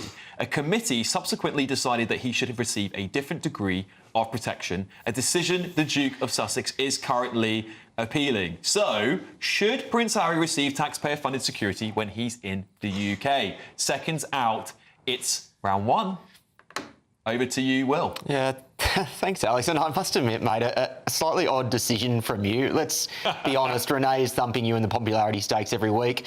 There are still a few audience members who are missing that host that we can't talk about anymore. We can talk about it. So let's face it, you supporting Prince Harry is a slightly odd career choice, but all the best. And before you bring out what I hope is the world's smallest violin just for him, a bit of common sense. The first is, despite King Charles not having the guts to strip those grifters of their royal titles, they have abrogated their rights and their responsibilities as royals. They did that when they grifted Spotify for $100 million and produced virtually nothing apart from a couple of rubbish podcasts. They abrogated their responsibilities when they left this country, hopefully never to return. They abrogated their rights when they stopped doing all of the grunt work which is expected of royals. But to add to that, and I mentioned the grift, they've got plenty of money to hire their own private security. And instead, what you're going to suggest is that pensioners who are freezing in the cold in winter, and that schools that are underfunded in this country, and all manner of public services which are going down the drain should be sacrificed at the expense of Prince Harry because apparently Al-Qaeda is after him. This is more than that, though, and the fact remains that the royal family is an existential threat at the moment of a woke king, and these sorts of grifters who make people who otherwise love the royal family lose trust in them. And your argument, Alex, is continuing to erode trust in the royal family. Heard it. Well, Thanks for jumping ahead. Now, listen, I'm going to... Well, the audience know you've watched me for quite a long time on this show, that I am not very big fans of Harry and Meghan, particularly in what they did when our Queen was ill and Prince Philip was dying as well. I don't want to excuse any of these things because you're right about a lot of that stuff, Will. Now, there is a problem we have encountered since this government took office. Very interesting. What happened when Taylor Swift landed her private jet in Britain? She was escorted through London on the taxpayer dime with a blue light brigade of police officers surrounding her to make sure she got safely from point A to point B. Now, I completely agree with everything you said, Will, other than the fact that we're going to spend taxpayer money on a celebrity like Taylor Swift. Why would we not do it for one of our own? Let's also remember Liz Truss was Prime Minister for 60 days. She now has taxpayer-funded security for the rest of her life, Tony Blair included, Gordon Brown included, Rishi Sunak included, and Prince Harry, whether we like it or not, he is a famous name and a famous man in this country who holds a position that could be used to attack our royal family, to attack William, to attack Kate. He is in that circle. So my argument really isn't an emotional one because I agree with you so much about what Prince Harry and Meghan have done since they left the royal circle. However, if we are not going to have a two-tier policing system, we shouldn't be giving Taylor Swift a blue light brigade, should we? And that is the problem. Here's the difference, though. Taylor Swift held her up her end of the bargain with the British people by putting on what I heard was actually a pretty decent concert. Liz Truss... You went, didn't you? Liz Swifty there. Yeah. Liz Truss held up her end of the bargain by being Prime Minister and then buggering off when she was asked to. These people actually had a role and then they lived up to that role. What Harry has done is he had a role and he's abrogated it entirely. You don't deserve all of the privileges that come with it if you don't do the hard work that justifies those privileges. Well, before I hand it over to the panel, I would argue that many people would say Liz Truss didn't do the job she was designed to do. They would argue, I'm not necessarily I'm saying I argue this, but I'm saying, counter your point, they would argue Liz Truss destroyed the economy. They would argue that Liz Truss was a useless Prime Minister and didn't do the job, yet she's still getting taxpayer-funded money. Prince Harry was a royal for much longer than Liz Truss was Prime Minister, decades longer. But his mother died in a car crash. And look, listen, without all the emotion aside, because I cannot stand what Harry and Meghan have done in their past, in their post-royal life, I don't think it's fair if we're going to treat Taylor Swift with any better security than we treat Prince Harry. Let's bring in the rest of the panel. Yeah. OK, so the thing about this is that Harry would have had security for his life and he chose to leave. He didn't want any part of it. They wanted to live quietly in wherever they went. And that's fine. But they didn't do that. They rubbished the royal family. That's true. They don't have to visit here, whenever, willy-nilly, they don't. Harry, when he comes here in a royal capacity, gets full security. Of course he does, because he'll be doing it as part of the royal family. He's just been to Ukraine. And apparently that was safe enough for him, but London isn't. Yeah, the man is just a hypocrite. He's bitter, he's angry, and I think he's sad. I actually feel quite sorry for him in a way. But I really don't think taxpayers' money needs to go on this. And the Taylor Swift argument, I'm with you. But what aboutery? Two wrongs don't make a right. No. I just think it's important that if we're going to have... I talk a lot about two-tier policing in this country, and I think if we're going to treat an American celebrity better than one of our own royal family members, whether he's got the titles or not, I agree with Will on that. He's rubbished it all, and I was disgusted by those things. But we must treat You could argue that Taylor Swift brought an awful lot of money into the economy.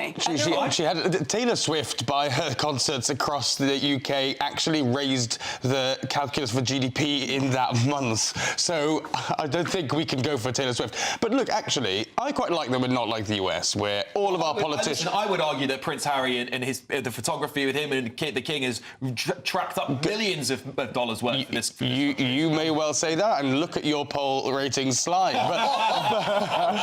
But no, honestly, in the US, all politicians have this crazy security, and for a while I liked that the UK is different. Ministers even are approachable. But then 2 MPs were murdered, OK? Yeah. And the fact is that I know it's easy to dump on Prince Harry, but once a royal, always a royal. The fact is he was born into this life, he didn't choose it, and we'll look back in horror if something was to happen. So I think it is right that taxpayers' money is put on Prince Harry, just like any visiting dignitaries. True. I think at the end of the day, there's a clear and present danger to him, right? And I think, what is it costing? Not necessarily that much. He's still a royal. He's, what, 15 line to the throne, I believe, right? Yep, something like that. You know, I think if we're going to... And I personally am very pro-monarchy, and I think if we are going to be pro-monarchy as a nation, why shouldn't we respect and protect these people who are, you know, in line to the throne? I think there's nothing wrong with it, you know. I do feel a little bit sorry despite his choices. Despite his choices, yeah. Do you think he would have had death threats from Al-Qaeda if he hadn't mentioned in his book how many of them he had killed? Yeah, well...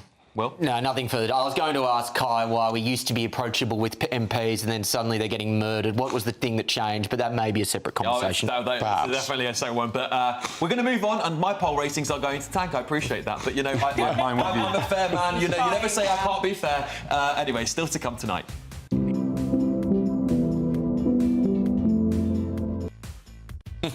I love this part. It's my favourite part. This week's Triggered Tantrums. But next, it's Bunch of Five, and you don't want to miss it. You're with the Saturday 5, live on GB News.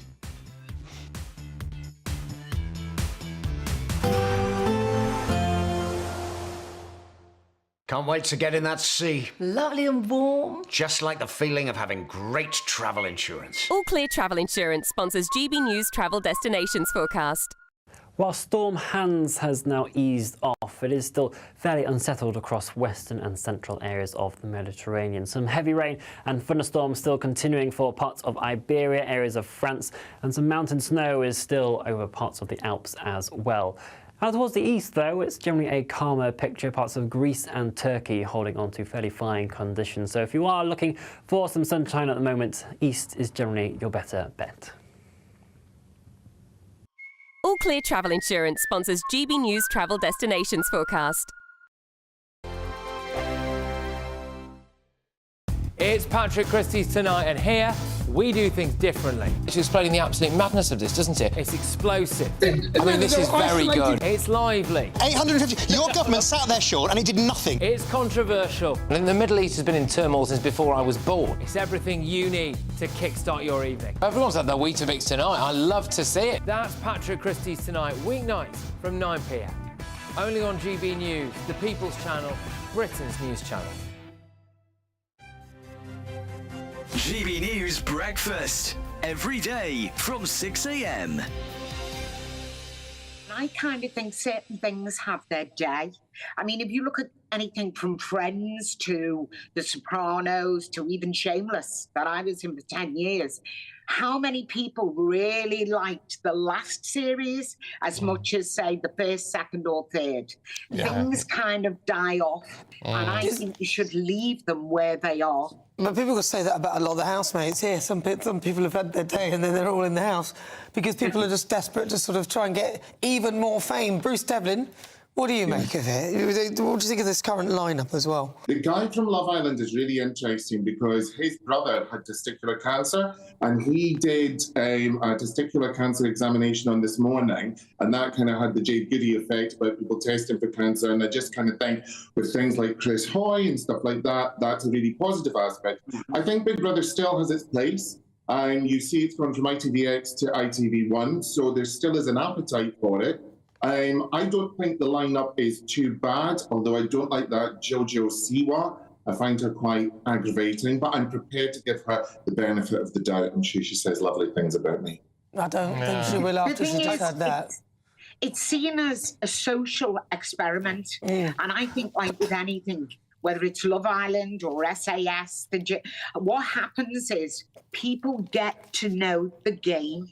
And I think things like this become a lot more contrived because you've seen so many of them. You know exactly how it plays out. That's a really good point, Bruce, because where's the entertainment in it when you know people are playing the system? I was just away to say, I agree with Tina that originally it was a social experiment, but then should it not have been stopped after the first one? The People's Channel. Hi, I'm Michelle Dewberry, and my show is your opportunity to cut through all the noise and dive in headfirst to some robust debates. Ideas clash. Situation, isn't it? No, Because the failure is... You're the failure is... deliberately avoiding my point. Nothing's held back. And if you think this is the end of it, wait for more. And we do not shy away from the difficult stuff. Sometimes I want to shake people and say, if only you understood. So join me on Dubes & Co. weeknights at 6 p.m, only on GB News, Britain's news channel.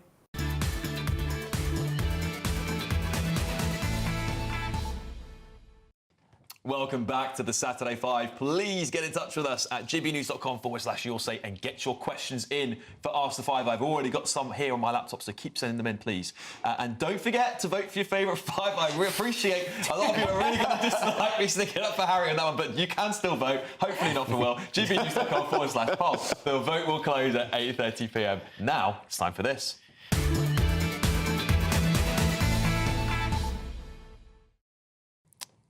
Will, over to you. Yeah, thank you, mate. You've made your bed, now lie in it, by the way. Ladies and gentlemen, the IMF have released a really interesting report, actually, claiming that 70 is the new 50, and they're saying that 70-year-olds will be able to work much later than, or elder people will be able to work much later than what they currently do. It's based off science, where they've said that the cognitive ability of a 72-year-old in 2022 is the same as the cognitive ability of a 50-year-old in 2000. Now, curiously, the report actually doesn't really suggest how we've got to that point. But if it's true, that is a remarkable change in a short historical period. And it does raise the interesting question, given that this country is going broke, and given that there are real advantages to working later in life in terms of how it keeps your brain active, how it keeps you connected to community, it raises a very interesting question of should we be encouraging the elder members of our society to work later? Yeah, I think this is a pretty scary, slippery slope. It's the... I mean, this is one of the reasons why I have not cared about a pension, because I am of the opinion, very strongly, that I just won't be able to take one. I will be dead before I see that money run. And it's a stealth tax on a younger generation. We're never going to see a pension because they're going to be told, you're 85, you can still work if you like. This is the reality. And Climate change. even if they do, they're going to put more taxes on taking your pension out. So just what will it be worth? I'm torn on this because I know how good work is for mental health and stimulation. My mum gave up work when she was about 70 and she drove me potty and in the end she had to go back because she was just going crazy not having that stimulus every day. But on the other side of things, I see the human beings in my surgery every day where they're getting heavier and unhealthier. So they might be living longer, but they're not living a longer, healthier life. Physically, I'm not sure that people are quite up to working to 70. Trey? I'm quite passionate about this. I mean, I'm like you, I'm torn between. I look after both my parents, both of whom have Parkinson's. Thankfully, they're OK. But I think there is an argument to staying active. I want to stay active for as long as I can. I don't ever want to retire. Ideally, I'd want to do what I want to do rather than be compelled to do something I don't. But I think there is something about that, you know. I think it does, you know, delay cognitive decline and physical regression and all that sort of stuff. But the problem is, like what you said, I think it's quite sad that you'd work your whole life and there's nothing to look forward to in terms of pension. So you're literally going to work yourself into the grave. It's a hard one, isn't it? How do you balance that? It depends on the job, Very quickly, Rachel Wood's going to raid the pensions next, isn't she? You always have to get a dig in there for Rachel. No, you know what? Obviously, different strokes for different folks. Some people want to work later, as long as we're not requiring people to. However, obviously, the big conversation that nobody wants to have in this country is what Will talked about, is, you know, when do we talk about the retirement age and about the pension triple lock, because this country is going broke and people are living longer. The system we have isn't... But the system we have wasn't built for people living this long. That's just a fact. It's a good point. That's just a fact. Over to you, Renee. OK, so I thought because it's Easter, I was just going to put something really beautiful in. And in Spain, every year, they really take Easter very, very seriously. And in Malaga, where I often go, it is a great celebration. The shops are closed and people go out to the streets where they have processions through the streets every single year. And I found these beautiful pictures in Zamora in Spain of the Cristo de las Injurias Brotherhood, who actually are... There's 2,300 of them. They have a silent parade. There is nothing but silence in this parade as they go through the street. They have Jesus on the cross. You can't recognise them because they have these conical hoods on. You can't see their faces. And it is just the most beautiful thing. And I think it's a mark of respect for the most important Christian celebration. I wish we did more of these things here. Hi.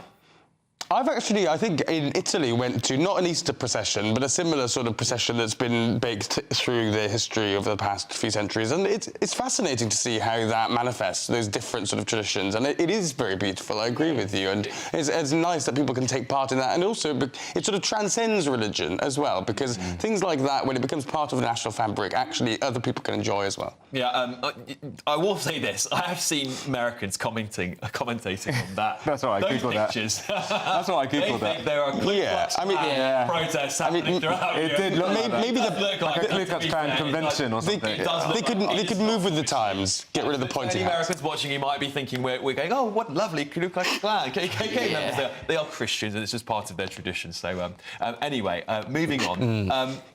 I've got something rather interesting for you. We've been talking about the influence of China and other communist regimes on our country, and the BBC put out this bite-size. Many of your kids may use bite-size to learn and study.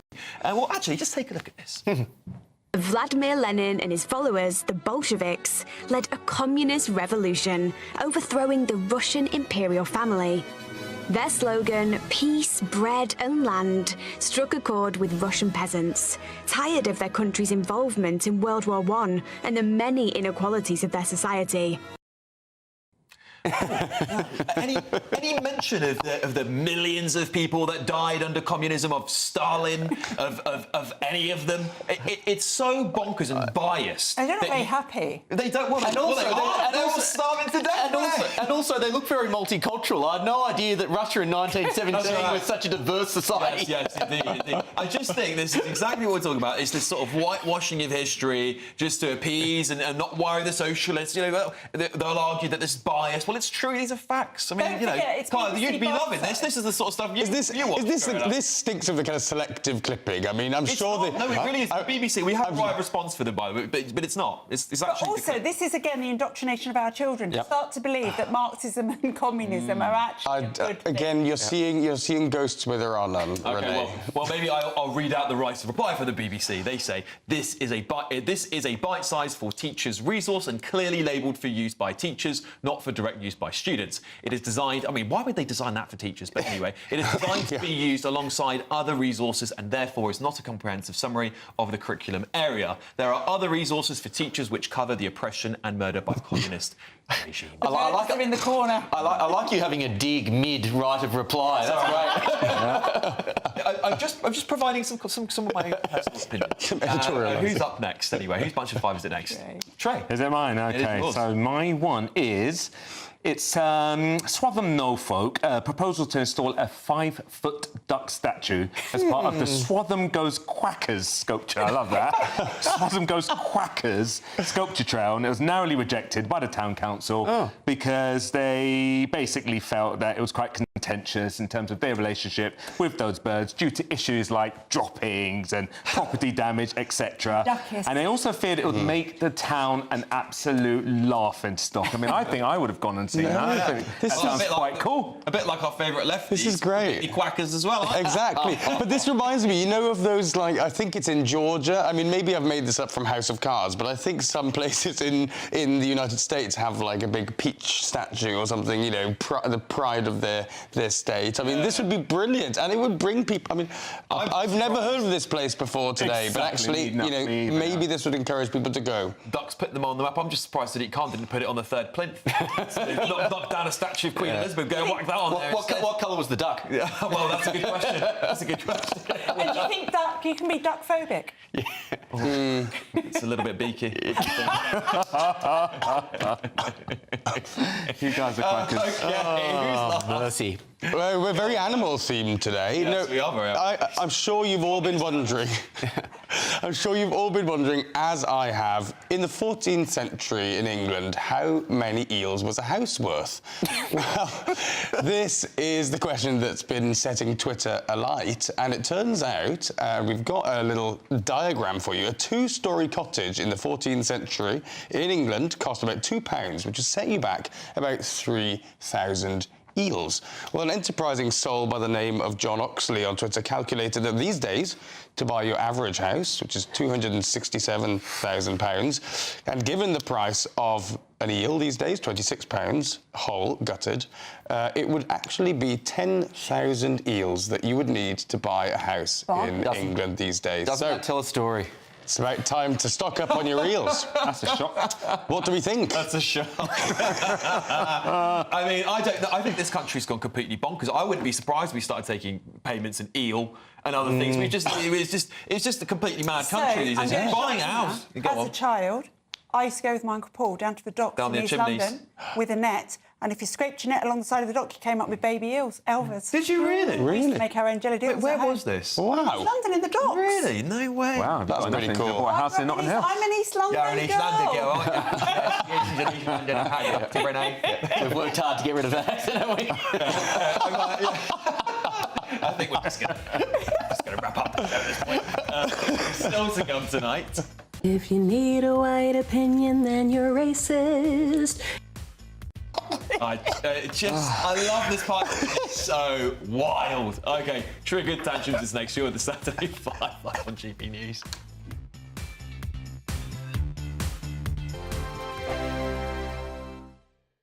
Hello there, welcome to your latest GB News weather forecast from the Met Office. Well, for the rest of the Easter weekend, Easter Day itself should be fairly fine and dry for most of us, but rain unfortunately will return as we move into Easter Monday. So we've still got low pressure generally in charge over the coming days, but it will just weaken enough on Easter Day, as I said, to give a fairly fine day for many. But before we get there, for the rest of Saturday, still got some rain across parts of Northern Ireland and Western Scotland, but elsewhere should be a fairly quiet night. We will have some low cloud moving in off the North Sea, giving a fairly murky end to the night along eastern coast. So the clearest of the skies out towards the west, we could just see a touch of frost here as we start Easter Day morning. So having a closer look at Scotland first thing in the morning, a bit of an east-west split across the country. Eastern areas should be fairly fine with some spells of sunshine, but out towards the west we're still going to have this area of rain around, although it will start to break up as the morning goes on. A fairly grey and damp start also for Northern Ireland, but for much of England and Wales it should be a fairly reasonable start. Still that low cloud initially across the east and also potentially some showers down towards the south-east, but the low cloud and the showers will ease as we head towards lunchtime. So for much of England, Wales and eastern Scotland, it is going to be a fairly reasonable day. Maybe the best of the sunshine come the afternoon across parts of Wales and northern England. For Northern Ireland, still a good deal of cloud around here with some outbreaks of rain, and again, still some spots of rain for western Scotland too.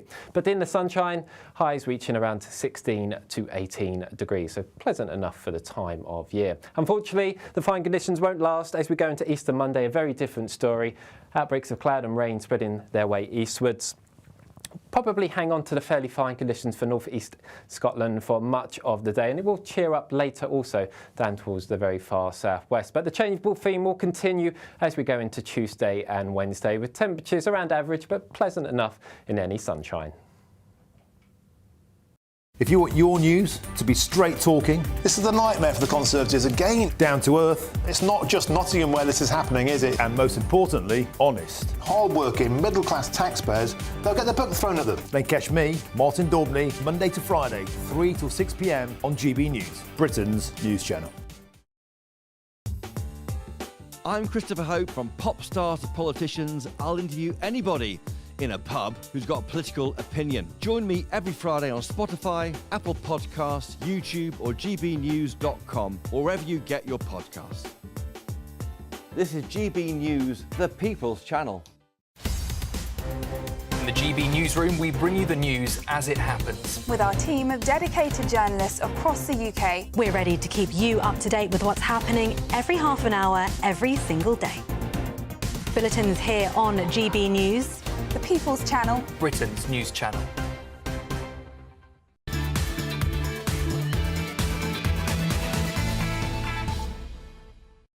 Welcome back to the Saturday 5. Coming up from 8 p.m, it's Ask the Five. Send your questions through to gbnews.com/your say. And don't forget to vote for your favourite five at gbnews.com/poll. Votes will close at 8:30.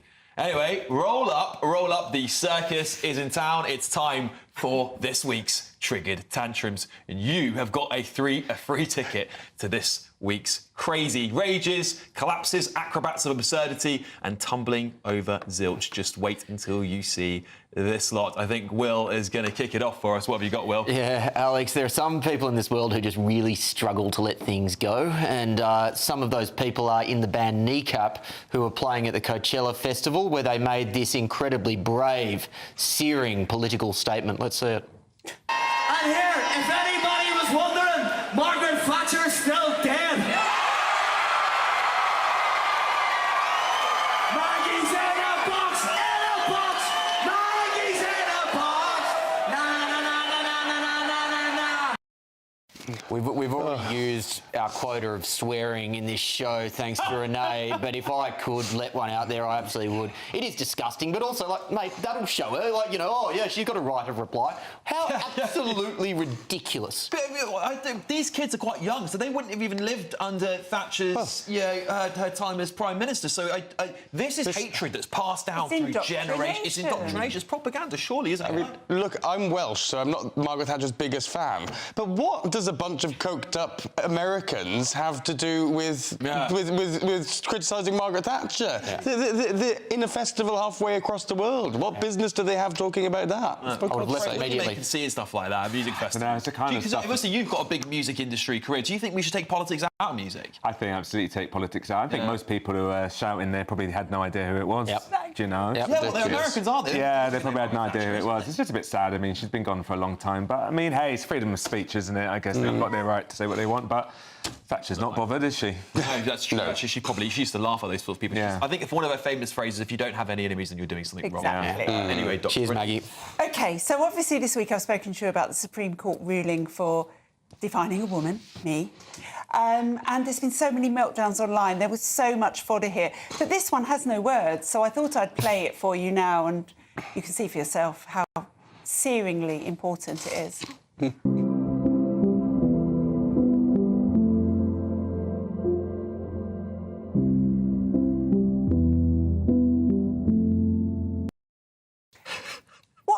Really strikes me about these people is by doing this, firstly by filming yourself crying in a toilet, is you're demonstrating your narcissism to the ilk, really. These people don't cry for women who are on a ward with a man who rapes someone on there. They don't cry for women who are feeling intimidated. They cry only for themselves. Yep. Someone give her an Oscar, because that was a performance, wasn't it? I mean, this is the ridiculous thing about these people. Who sits there in an emotional state and thinks, let me just record that and put that on TikTok and everyone will see it. It's completely ludicrous, and it makes these people look absolutely ridiculous. Kai, have you ever filmed yourself crying over one of Tony Blair's speeches, perhaps? I don't know. No, I keep it to myself after the show. No, this is redolent, and I've talked about this so many times. It's redolent of this sort of social media activism class of Gen Z nutters who think that posting a video on TikTok means something, is political action. These people have never knocked on a door in their lives. I'd like to see these people come up with real voters and then actually have a real conversation and do something about the problems that you're seeing.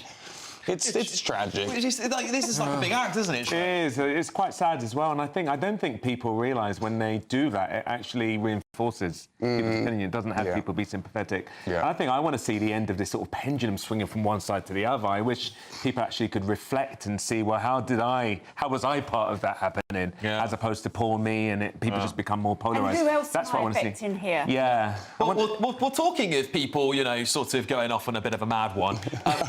Listen, I love a little sing-song, and I think we probably won't sing along to this one, but what do you make of I'm going for it. If you need a white opinion, then you're racist. If it's a Zionist opinion, then it's racist. 'Cause apartheid ain't opinion, and you best be listening only to the Palestinians, or you're racist. If you have a white opinion, then you're racist. I think it's going to catch on. These people are so unhinged. Who said said stuff like that. I mean, these are the people, that the so-called Be Kind left, that say everyone should get along, there should be no racial divisions, but if you just so happen to be a white person and you cannot have an opinion, is that right, Will? Will certainly. I have no words. Will certainly has plenty. It's never stopped Will from having an opinion, that's for sure. I think what the sad thing is for me a little bit, you almost think people are being planted because it has the opposite effect. It really does. You know, and I think when you want to get consensus with people, you want to be more inclusive and have everyone agree rather than polarise people. I mean, everyone's entitled to an opinion, so I just think, are people doing that deliberately to wind people up? But also, a lot of this stuff gets clicks, and a lot of these people make money out of those clips. True. I think that is the unspoken thing that we need to keep in mind. It's sincerity at the heart of a lot of this stuff. It's just such a serious subject, and it's so sad that it's just being hijacked by people with these clearly polarising, idiotic sort of stances. It makes no sense. You are totally right, but Israel-Palestine and that whole debate, especially on the Palestine side, is ground zero for this kind of sort of ridiculous sort of posturing, I think.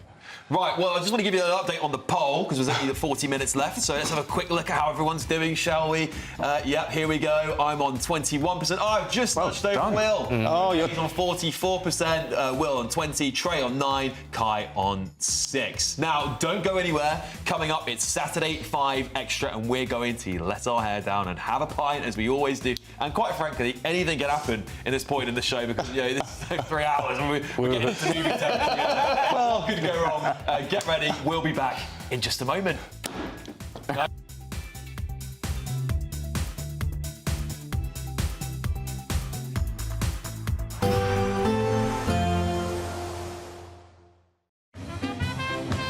There will be a light breeze in the morning, leading to a warm front. Boxed heat pumps, sponsors of weather on GB News. Hello there, welcome to your latest GB News weather forecast from the Met Office. Well, for the rest of the Easter weekend, Easter Day itself should be fairly fine and dry for most of us, but rain unfortunately will return as we move into Easter Monday. So we've still got low pressure generally in charge over the coming days, but it will just weaken enough on Easter Day, as I said, to give a fairly fine day for many. But before we get there, for the rest of Saturday, still got some rain across parts of Northern Ireland and Western Scotland, but elsewhere should be a fairly quiet night. We will have some low cloud moving in off the North Sea, giving a fairly murky end to the night along eastern coast. So the clearest of the skies out towards the west, we could just see a touch of frost here as we start Easter Day morning. So having a closer look at Scotland first thing in the morning, a bit of an east-west split across the country. Eastern areas should be fairly fine with some spells of sunshine, but out towards the west we're still going to have this area of rain around, although it will start to break up as the morning goes on.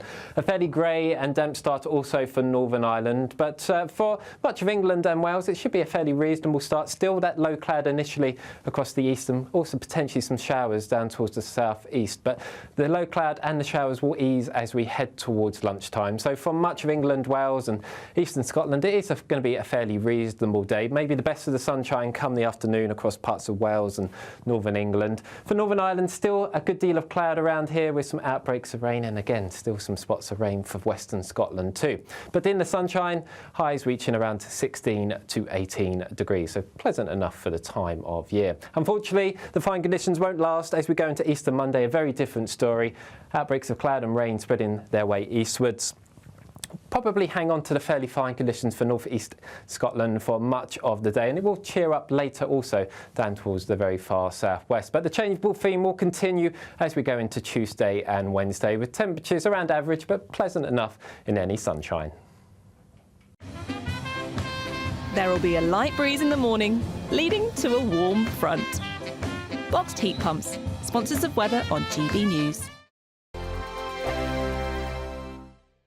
Courtesy of Markle Leisure, you could be driving away with this brand new Elnag Baron 560 motorhome. It comfortably sleeps 4, comes with sky roof, integrated kitchen and bathroom, and is worth over £67,000. And that's not all, as we'll also give you a further £5,000 in tax-free cash to make sure that wherever this motorhome takes you, it takes you there in style. For another chance to win the lot, text WIN to 63225. One entry costs £2.50 plus one standard network rate message, or text BONUS to 063 225. 5 entries cost £5 plus 1 standard network rate message. Go to gbnews.com/win. Entries start at £2.50. Call 0903 686 3232. Calls cost £2.50 plus your network access charge. Or post your name and number to GB13 PO Box 8690 Derby DE1 9TT. UK only. Entrance must be 18 or over. Lines close at 4 p.m. on the 6th of June. Please check the closing time if listening or watching on demand. Good luck. It's Patrick Christys tonight, and here we do things differently. It's explaining the absolute madness of this, doesn't it? It's explosive. I mean, this is very good. It's lively. 850. Your government sat there, Sean, and it did nothing. It's controversial. And the Middle East has been in turmoil since before I was born. It's everything you need to kickstart your evening. Everyone's had their Weetabix tonight. I love to see it. That's Patrick Christys tonight, weeknights from 9 p.m. Only on GB News, the People's Channel, Britain's news channel.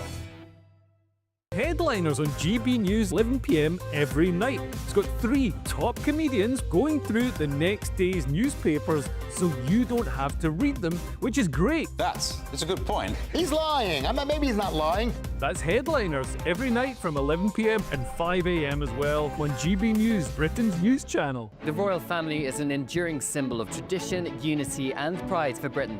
At GB News, we celebrate what makes this country great. In our new Royal Newsletter series, you can join me, Cameron Walker, for Inside the Palace, an exclusive look every week that takes you beyond the gates and brings you the very latest from those at the heart of the monarchy. Never miss a royal moment again. Sign up now. Go to gbnews.com/royal newsletter and get the latest straight to your inbox. I'm Christopher Hope. From pop stars to politicians, I'll interview anybody in a pub who's got a political opinion. Join me every Friday on Spotify, Apple Podcasts, YouTube or gbnews.com, or wherever you get your podcasts. This is GB News, the People's Channel. This is Britain's Newsroom, where your voice matters. It's just astonishing. With expert analysis and honest opinion, we don't just keep you informed. We bring you unique perspectives you won't see anywhere else. Can't argue with any of that. When the news happens, it happens here. On Britain's Newsroom, weekdays from 9:30 a.m. Only on GB News.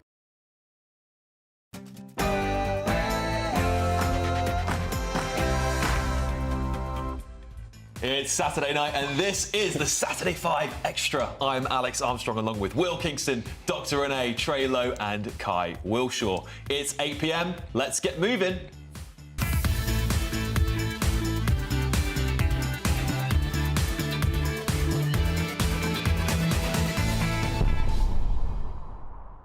Yeah, still to come tonight. There's growing concern in the UK classrooms as teachers report a worrying rise in sexism, fuelled, they say, by online influencers like Andrew Tate.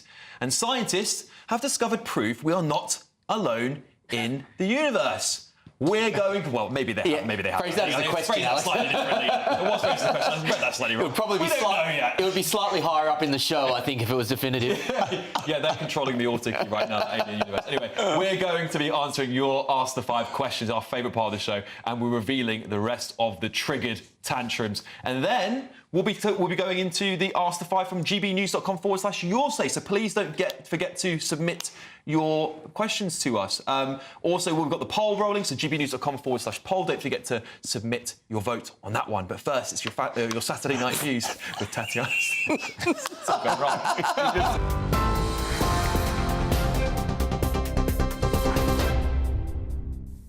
Thank you very much. The top stories. Russian President Vladimir Putin has announced an Easter truce in the war in Ukraine. It comes after Donald Trump and his administration signalled the US could move on from peace talks if there's no progression soon.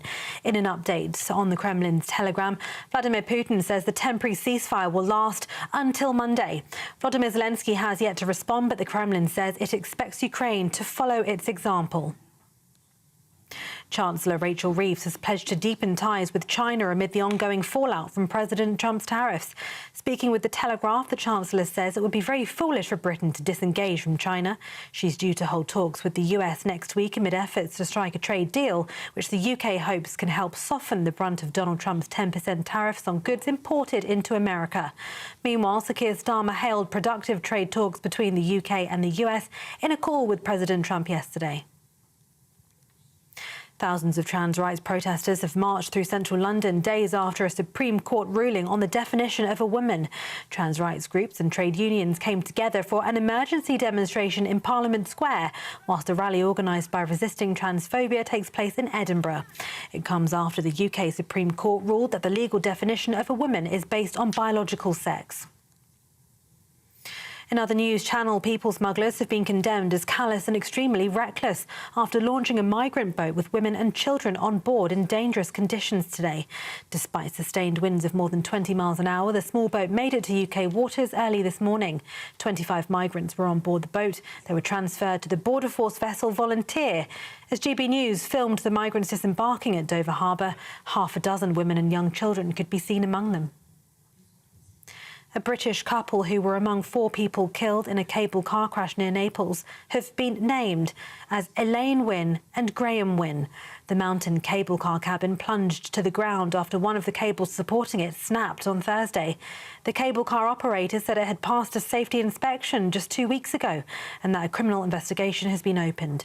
Officials say a 5th person in the cabin was extremely seriously injured and remains in a critical condition in hospital.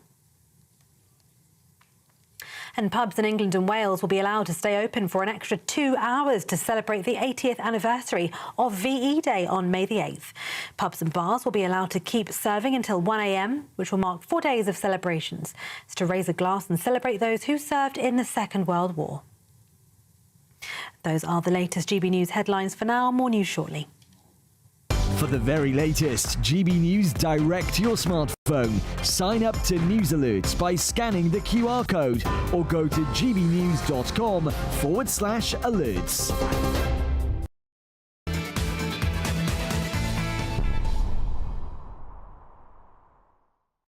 Welcome to the Saturday 5 Extra. I can talk now. Now it's time for Ask the Five, so let's get stuck into your questions. Our first question is from Norma in Gran Canaria. How lovely. Lucky Norma. Ben Habib has just named his party Integrity. Do you think this is a good name for a party? I think it's rather too big a challenge to be called Integrity in this day and age. What do you think? Yeah, so Ben Habib's new party is called the Integrity Party. He bought this party, of course, from another group of people. Will, you're a big Ben Habib, Rupert Lowe kind of guy. Do you like that? I mean, the question was, do you like the name? No, I don't, is the short answer. And it obviously creates a rod for your back because whenever they inevitably have the first scandal, they'll say, oh, look at the Integrity Party. I do understand that this is just a party he has effectively bought. Yes. And they're going to do a rebrand.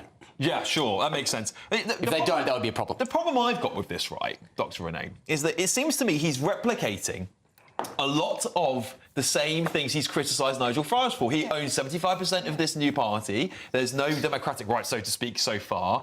It's been 2 weeks, mate. Come on. Ben Habib didn't want you to criticise reform. I think he deserves just as much. No, he doesn't, because it's been 2 weeks compared to 2 years and longer. Okay. I know Ben Habib very well, and I think he's a fabulous man, and I think he's a wonderful very man. high morals. He's wonderful. And I think his intentions are genuine. I think this is a massive mistake. I think the name is a mistake, but as you say, I think it might get a rebrand.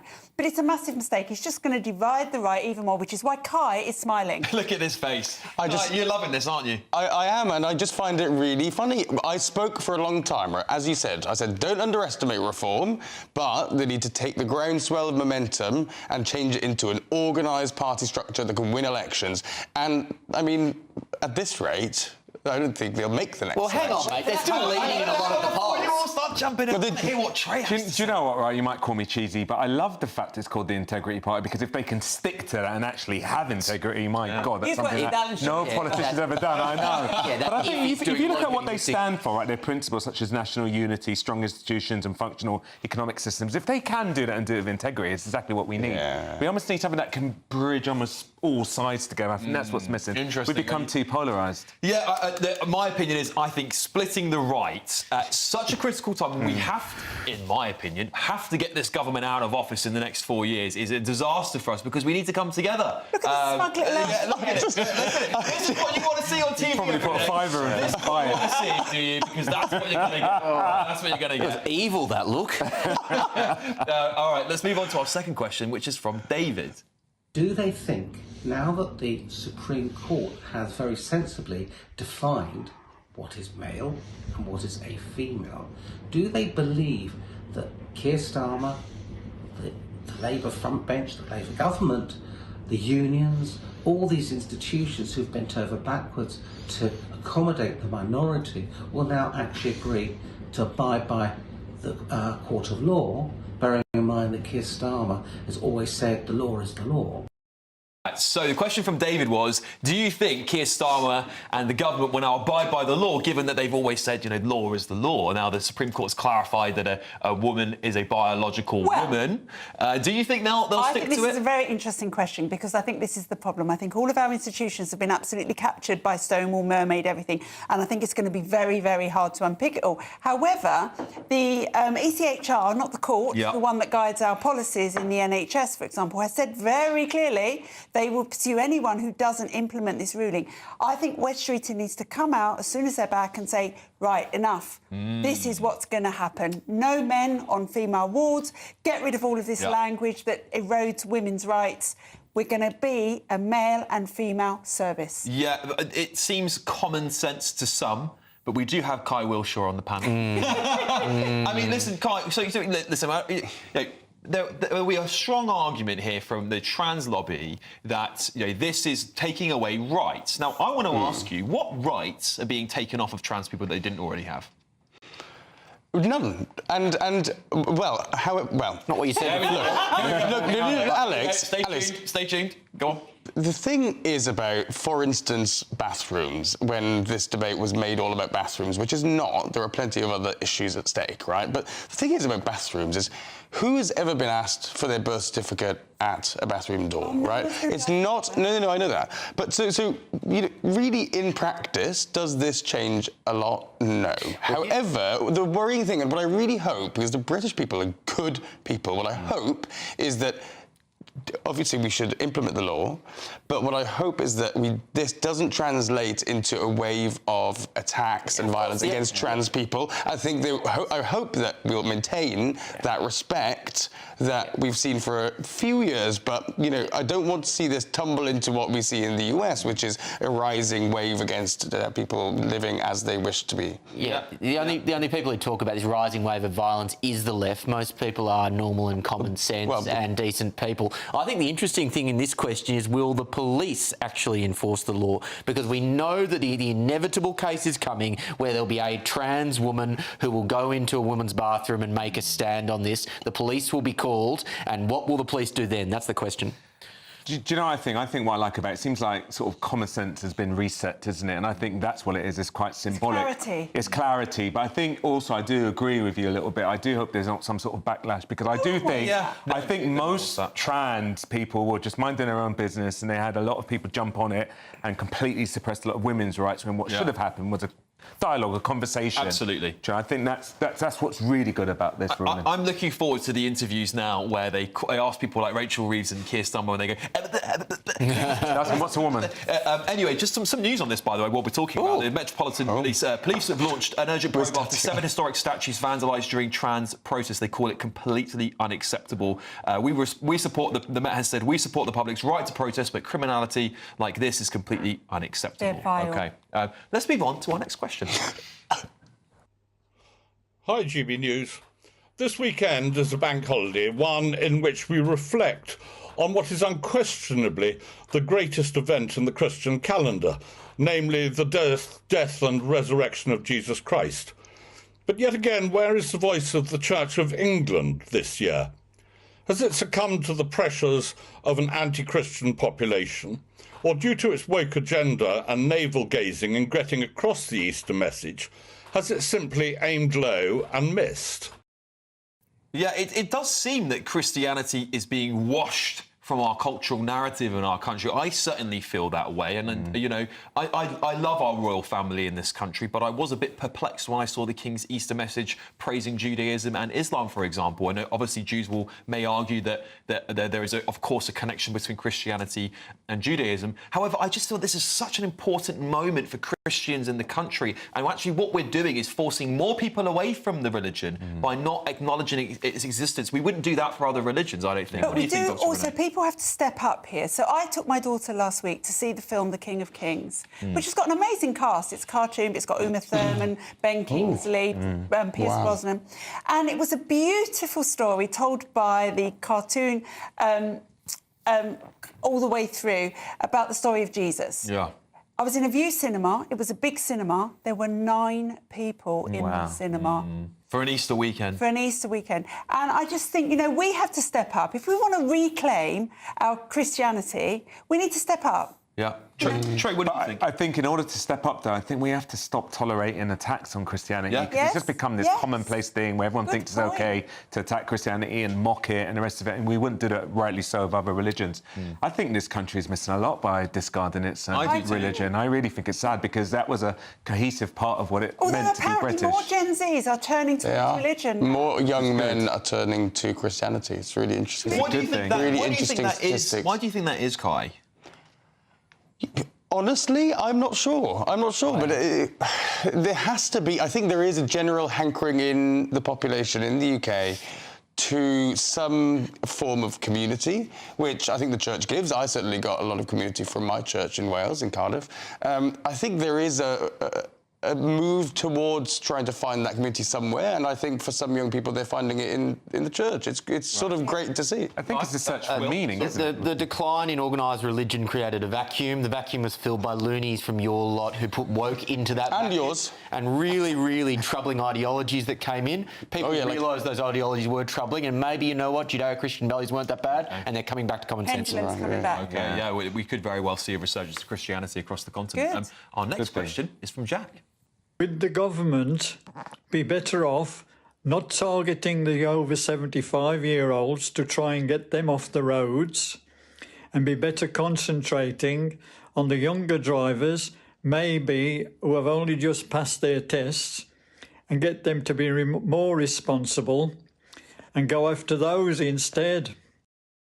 Yeah. Well, as a born and bred Londoner most of my life, my driving experience is limited, sadly. Maybe a better driver. So I drive everywhere. Yes, you do. I drive everywhere. I actually think that we need to actually introduce a law where young men and women who have just passed their test are not allowed to buy anything more than a 1-litre car for 2 years. They do that in Australia, by the way. Yeah, because this is where the deaths are. The deaths are in young people in cars, and there's always 5 or 6 of them in the cars. Or they're not allowed to carry passengers for the first 2 years or something. Yes, I think, look, obviously when you get over 75, you know, if you've got health issues or visual issues, you should have those checked. But I don't think we should demonise older drivers. My mother is 81, she drives, she's perfectly well in doing so, and I feel perfectly safe when in her car. Okay. Do you think, Renee, do you think there should be a test for people when they turn 75 to read? I think a health test. Some sort of cognitive test, Well, Carl, you were sighing a little bit there. This is interesting because, you know, this is a bit of nanny statism. Yeah, Against it? I love some nanny statism. No, I'm joking. No, I think there needs to be some way of getting rid of, well, of keeping in control. I would never say that. Unless they're working.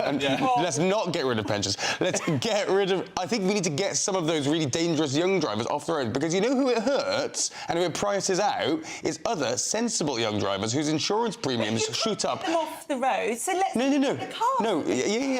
but well, actually, some of the dangerous ones you want off the road. What do you make of it? Should we be doing? You know, should we be thinking about younger drivers more than older drivers? I think first of all, I mean, I'm from a culture that just reveres older people, and I think we should revere older people. Yes, that's just full absolutely. stop. And I think a lot of the nightmares that I see really is young men more than anything. Absolute nightmare the way they drive. I think you're absolutely right. 1 litre or even less. Yeah. Do you know, I think they're a nightmare. I think there's a good law. But I mean, God, if you see them on the push bikes. But the days when bikes were slow are gone. They're all on these electric bikes. But that's why I never drove, because I passed my test, right, and immediately the cost was so high for but also the cost of insurance for a young man was so high because of these crazy drivers that I just couldn't afford it. So I didn't drive after that. I think everyone wins, isn't it? Because insurance would be less with a less powerful car, and you know, you do see lots of young men dying in cars. You know, I'd say the vast majority of young drivers, of course, are good drivers. Yes, actually, absolutely. That's true. Although the stats don't bear bear that out? Young male drivers, young female drivers are very good on the road. Yeah, but then, female of course, everyone's got these black boxes, and we have an insurance system that favours different people. And it's just like, okay, well, listen, as someone who doesn't drive a lot, I don't really care because I'm born and bred in London. I just haven't. But what's the point driving in Sadiq Khan's London? I mean, that's 20 miles an hour. point. Do I pay enough tax as it is? Yeah. Yes, I don't need to pay when more. I was away, I saw a story about 5 teenagers that had died in a car again in I'm not sure where it was, but the car was a Mercedes. And I thought, and they love those little A-classes, and it's so fast. Right, well, anyway, up next, with online influencers like Andrew Tate, has social media fuelled the rise in misogyny? Yeah. We'll see you very shortly after the break.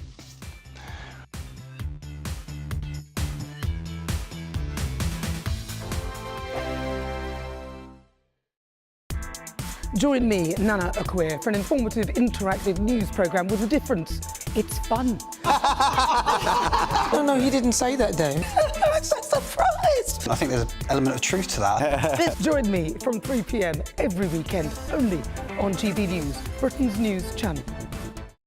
Patrick Christys Tonight, weekdays from 9 p.m. Do you think that this Meghan Markle lifestyle range is really going to fly off the shelves? Do people want her very expensive look?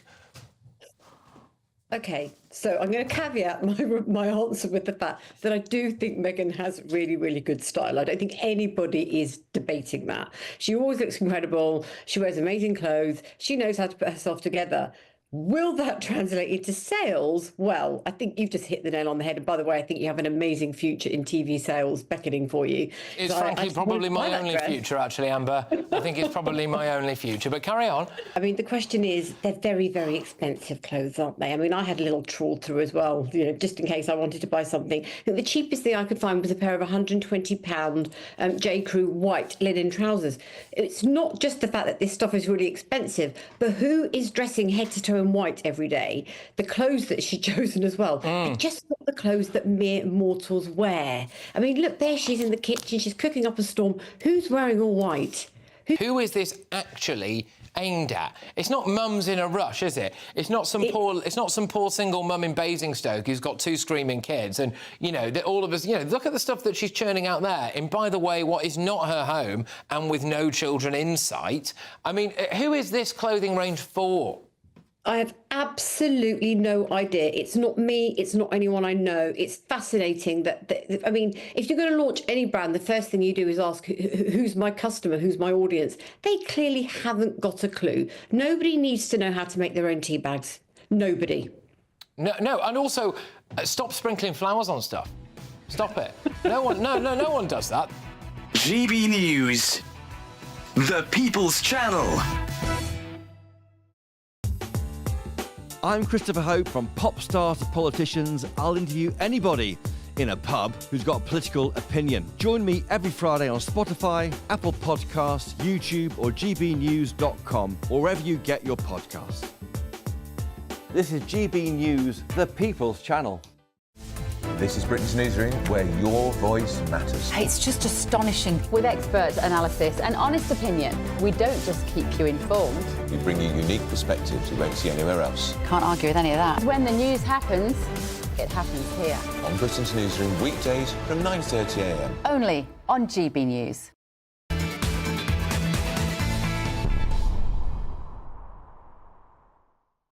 Welcome back to the Saturday 5. Please get in contact with us. We've got our beers here. This is the time of the hour. We just let our hair down, don't we? And we read your questions out and we watch your videos, and we love hearing from you. So please keep messaging in. But social media influencers such as Andrew Tate apparently are fueling an increase in misogyny and sexism in schools. Teachers have suggested. A poll by Teaching Union National Association. I'm not going to NASUWT found that 59% of teachers said they believe social media use has contributed to the deterioration in pupils' behaviour in schools. We're joined by CEO of Freedom from Abuse, one of my favourite guests here, Marilyn Hawes. Marilyn, thank you so much for joining us tonight. Now, listen, there's a lot of this talk at the moment about young boys, particularly in schools, and their behaviour and misogyny. A lot of this has come out of the TV show Adolescence. how much of this has been spurred on by a drama from a online streaming service, and how much do you believe actually is being driven by influencers like Andrew Tate? It's a mixture of all, Alex. It is social media, without a doubt. It is also the watching of pornography. You have 7-year-olds watching pornography. You have Ofcom figures, and where are they in all of this? The online safety bill has no teeth. It's useless. It's not fit for purpose. They were supposed to have brought down things like Andrew Tate's influence online, and they have done nothing. That Ofcom have said that 1 in 4 youngsters aged 10 and 11 have and still are watching pornography, and 1 in 3 11 to 12-year-olds. Now, this is very influential. I mean, I actually feel very sorry for boys. I always have done. I loved teaching boys. I was a deputy head. I think boys are misunderstood. And you were a boy once. You tell me about the education system. I don't think it suits young lads sometimes. I mean, I go in, I'm even going in now, asked to go in to talk to year 5, who are like 9 and 10-year-olds, about misogyny. I have been in secondary schools where, I kid you not, the behaviour of some of these lads is feral. And I know this is GB News, so we have the ability to speak out. I was in a school only last year where 3 14-year-old boys, I was getting a coffee, and 3 14-year-old boys called out to this girl, "Oi, come back here, you fat mongoloid retard." Wow. I kid you not. And I went straight into deputy head mode, and I said, "Oi." And I asked the young girl, "How did that feel?" Which she said, "I don't know what it means." And I said, "I doubt they do either." And when I went to the head teacher, I said, "I'm sorry, I am going to have to call this in because this is outrageous. Do you understand what you said?" "No." And when I called it into senior management, didn't give a toss. I mean, I would never have had that when I had fun with the kids, but I had discipline, I had boundaries, but it's changed because of the way people are so woke. I think a lot of teachers are terrified of parents jumping on their back, trying to get them, lose their job and all that. But, this whole thing, when I actually sit with a group of lads and I say, "Come on in, tell me about Andrew Tate." "Wow, he's awesome, isn't he?" "No." "He's fit, isn't he?" "No." "He's got money, he's got lots of girlfriends, he's got cars." And I said, most of it's exploited. So I said, let's have another conversation. What does it mean to be a man? They go, "What? What, you've got dads, you're 14, 15 years old. What does it mean to be a man?" "I don't know what you mean." "Well, what does masculinity mean?" "I don't know." "Do you know what toxic masculinity is?" Let me tell you. I'll tell you what isn't being a man. Isn't a man is someone who is offensive, abusive, who struts around shouting abuse, hitting women, hitting anybody, thinking, "This is me, I'm a bloke." That's not a man. I had that in my first marriage. I'm now married to someone for 25 years, happily, to someone who was a fighter pilot in the Navy. He has never raised his voice. He's never, ever abusive. He is a man content in his own skin. He knows what he is, who he stands for, what he represents. Responsibility, strength, empathy. I feel so sorry for these guys today, these young lads that are a lost generation without a male mentor, someone who's guiding them through this process. So, Marilyn, just quickly, apologies to anyone who was offended by the language. Is Marilyn paraphrasing some of the young children she heard at school there? Marilyn, for me, this is very difficult. I grew up in a very, very working class family, not a very wealthy family, went to a state school, struggled a lot with education. Members of my family have also had the same. There just seems to be a severe lack of support, particularly for white working class boys. I will say that. My own experience, I can't vouch for anyone else because I'm only going off of my own lived experiences here, but there seems to be a lack of support. Now, what I worry about is there's a lot of preaching to young men, but not a lot of action. They are the most underserved group of people in this country. They get the least amount of support from the government. They get tossed aside and put into a rubbish bin. It's true. I have so much empathy for young lads. I really do. I loved teaching boys. They are just so extraordinary. They're very different. I don't care what anybody says. Boys are different to girls. The way you teach them. I was a music teacher. The sort of music that like engages with a boy is totally different to a girl. You know what? They don't want to sing "Over the Wings of a Dove," you know. Yeah, quite right. They want to do rap, and you've just got to understand and step back and live in their shoes. They are not strong men who are guiding. It doesn't necessarily need to be a dad. Find a role model. Find, what is it that, all teenagers worry about? Oh, will someone fancy me? Whether you're gay, whatever you are. Girls do, boys do. But then don't forget, there's also toxic femininity, vile girls. I've seen that in schools as well. Yeah, and that's quite a popular thing to be weaponised at the moment, isn't it, as well? Exactly. Yeah. But they are not teaching respect. If I said to you, Alex, right now, can I do X, Y, Z? And you say no. Now, if I don't respect you, I'm going to do it anyway. Sure. And that's what I'm seeing in schools. They are hooked on consent, and consent means nothing if you've got no respect. Yeah. If you don't respect your teachers, your life, your everything about it, then your life is nothing. It's going nowhere. And these lads who are struggling with who am I? And I totally get it. I mean, go down the gym, go for a run, go out and read books, become an interesting person. Marilyn, can I ask you? I've got a GB News member here, and I want to bring in Dr. Renee after. So a quick response from you on this one. But I just want to read this comment out because I think this is important because a lot of people are asking the same question here. They said, Alison here says, this is a woman, I believe. Andrew Tate, Maya behind.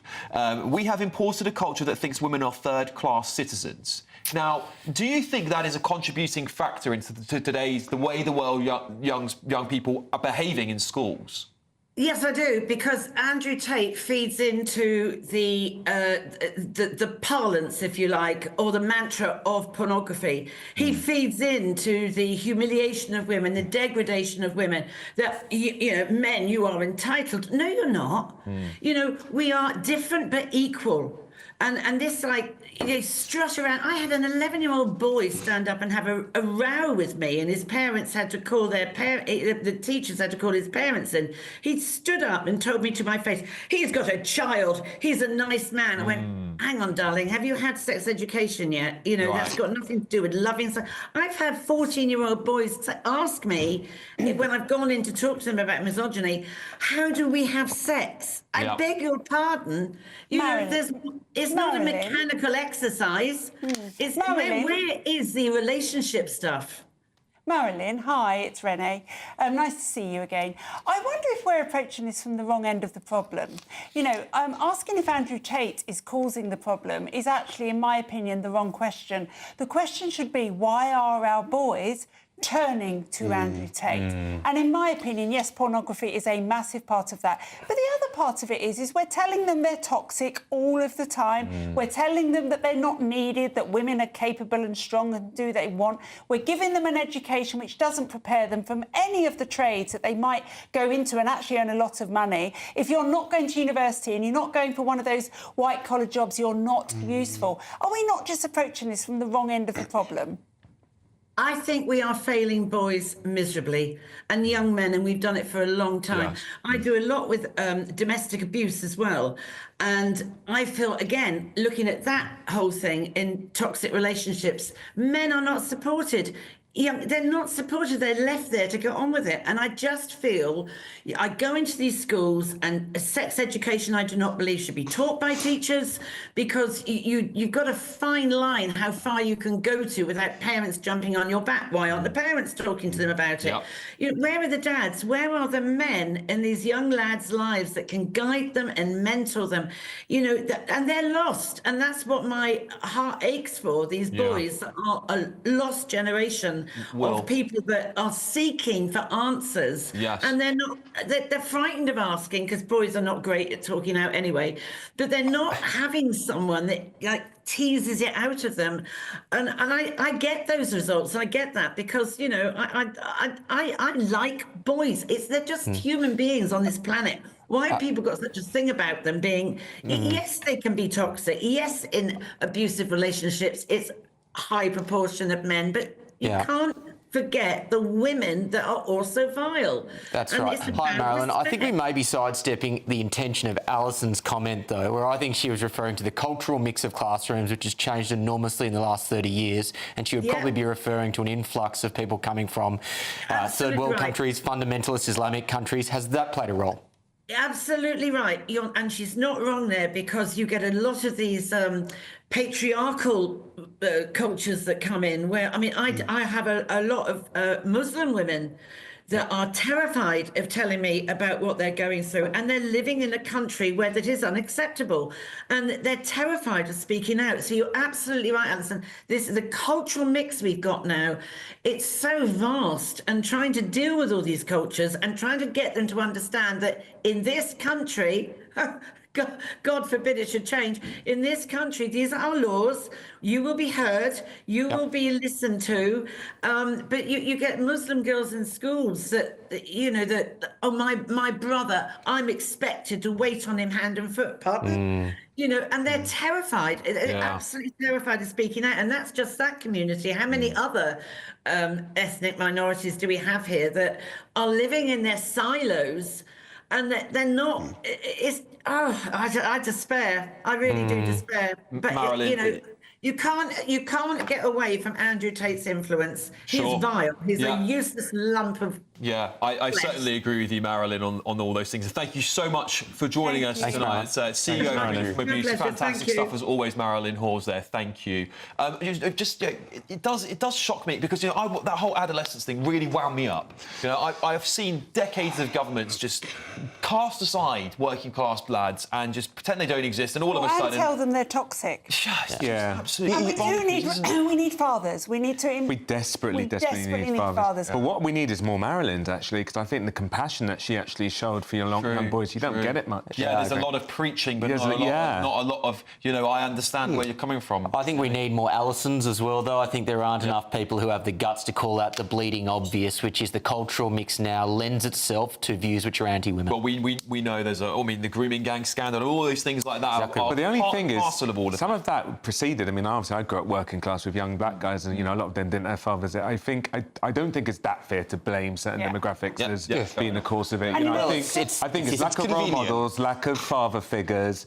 I think the culture has just become too liberal. You can't discipline your kids. Whether you like it or not, the stats are very clear. Children from fatherless households go to university less often. They do less well in life. They earn less. Incarceration. Everything. Everything is worse for them. Well, anyway. After the break, we'll be showing you what's caught our eye this week in our high five. This is the fun part of the show. It's very light. You're going to love it. And I'll reveal... I think we know, but I'll reveal this week's poll. Here's your weather. Can't wait to get in that sea. Lovely and warm. Just like the feeling of having great travel insurance. All Clear Travel Insurance sponsors GB News travel destinations forecast. While Storm Hans has now eased off, it is still fairly unsettled across western and central areas of the Mediterranean. Some heavy rain and thunderstorms still continuing for parts of Iberia, areas of France, and some mountain snow is still over parts of the Alps as well. Out towards the east, though, it's generally a calmer picture. Parts of Greece and Turkey holding on to fairly fine conditions. So if you are looking for some sunshine at the moment, east is generally your better bet. All Clear Travel Insurance sponsors GB News travel destinations forecast. Hi, I'm Michelle Dewberry, and my show is your opportunity to cut through all the noise and dive in headfirst to some robust debates. Ideas clash. Situation, isn't it? Because the failure is... You're deliberately avoiding my point. Nothing's held back. And if you think this is the end of it, wait for more. And we do not shy away from the difficult stuff. Sometimes I want to shake people and say, if only you understood. So join me on Dubes & Co. weeknights at 6 p.m, only on GB News, Britain's news channel.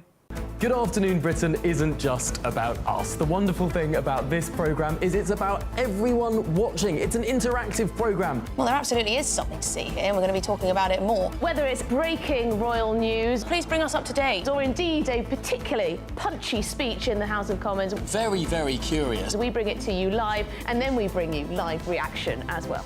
That's Good Afternoon Britain, weekdays from midday. Only on GB News, the People's Channel, Britain's news channel.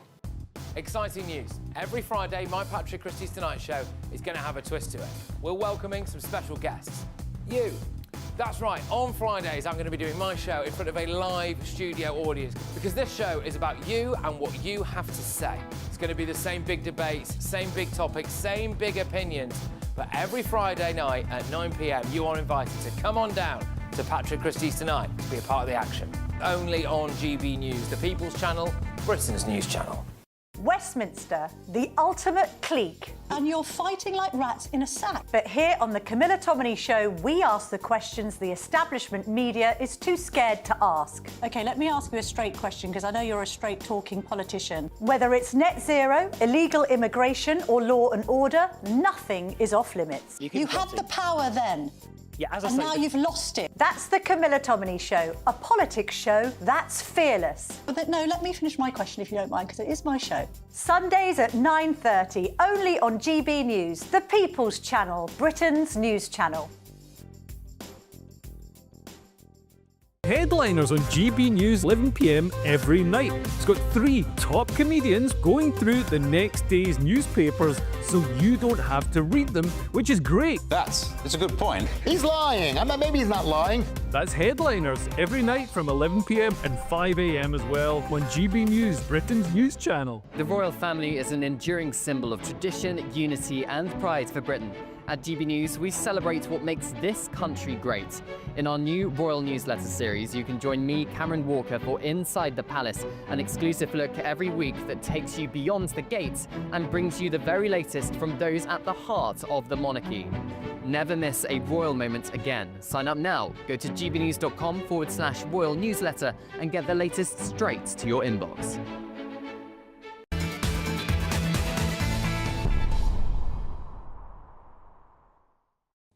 Welcome back to the Saturday 5. Please get in contact with us at gbnews.com/your-say.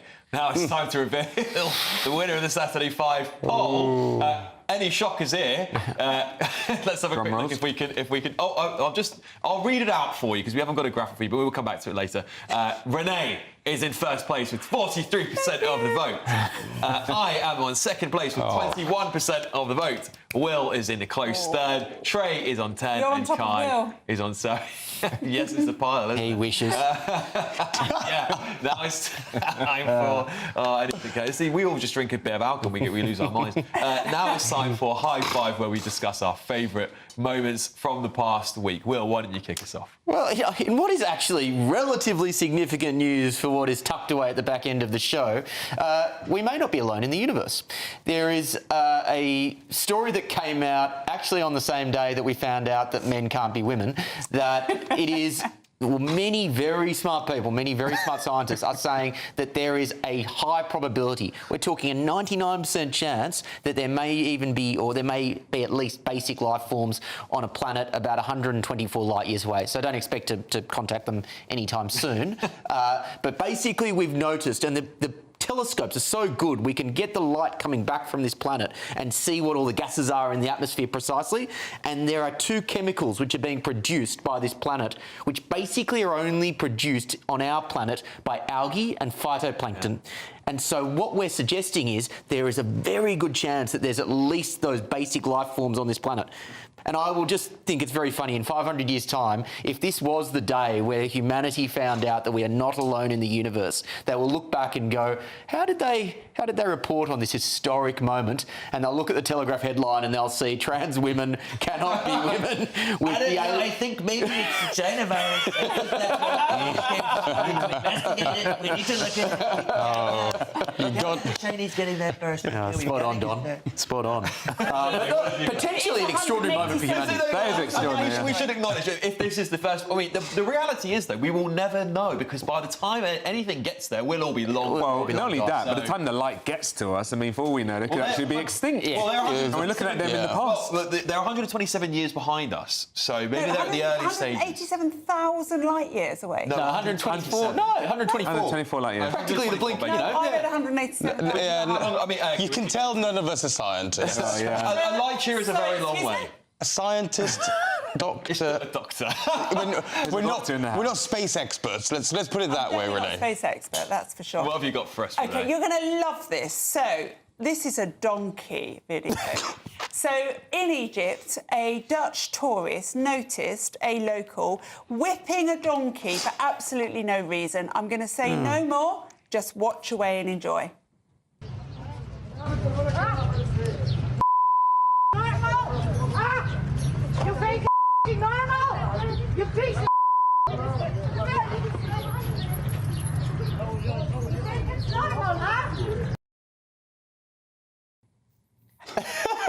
What a brilliant woman. So she chased the man away from the donkey who looked after the dress. Brilliant. That is brilliant. Fantastic. And I love brave as donkeys. well. Brave to do that in a foreign country. Yeah. She did get arrested, unfortunately. Can someone cut? Yeah, I know. Can someone cut Renee's facial expression just after that clip because that's meme-worthy right there. The last thing you see before your ankle button is taken off of you. I'm ready for the laugh. Right, what have I got for you? Yes. Well, finally, some. Oh, it was Trey apparently. Oh, really? It's not me. Okay. Okay, so I was doing so well up until this point. So my one this week is about a lovely turkey called Astoria. I don't know who named Astoria, but it's a lovely name. So she has been spotted running around New York City. They haven't been able to caught her. She's actually dodged 2 Thanksgivings and 2 Christmases as well. She's desperately searching for a mate, which is like, she's got no hope of that. But I think she's really touched people's heart in New York City, that she's roaming free. It's a beautiful story. Beautiful. Very animal heavy today. This show. It is. I think we might need to. We all love animals. We all love animals. I love animals. I'm absolutely. There she is. Look, there's Astoria. Oh, bless. There you go. I don't know why the pubs are going to stay open on me. Then they might catch her. Don't worry, like an eater. Listen, tell the That's not gallery, good. don't change the strap because this is my story, right? This it's all right. Let's get.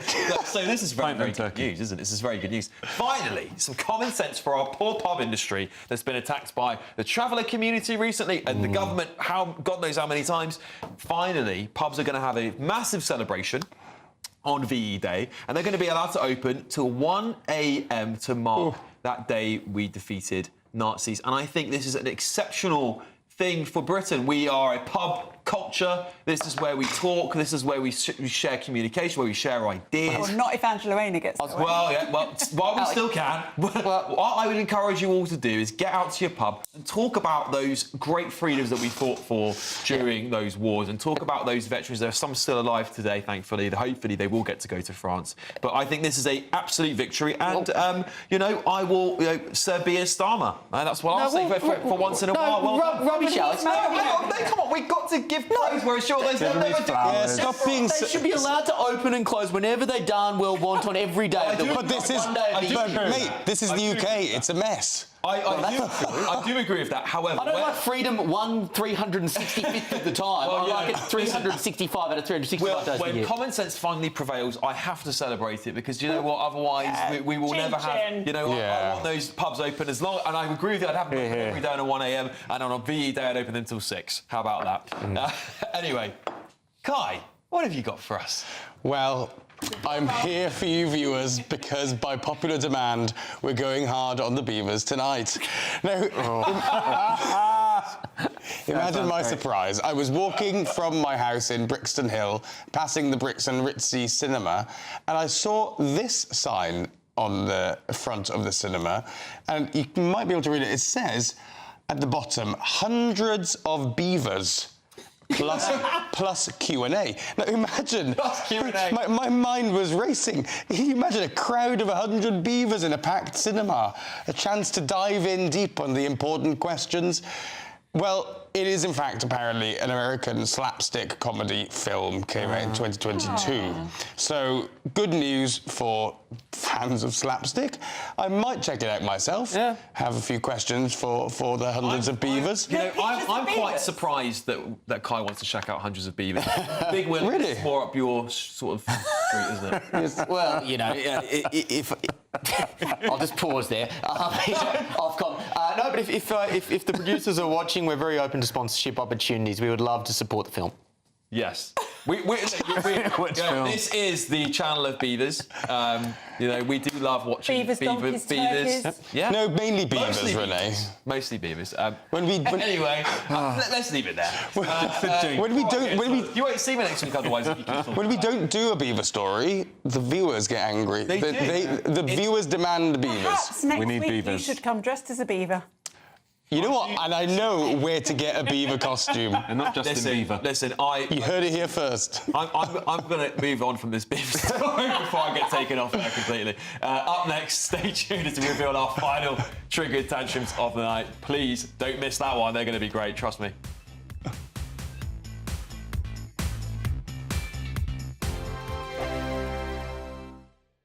Hello there, welcome to your latest GB News weather forecast from the Met Office. Well, for the rest of the Easter weekend, Easter Day itself should be fairly fine and dry for most of us, but rain unfortunately will return as we move into Easter Monday.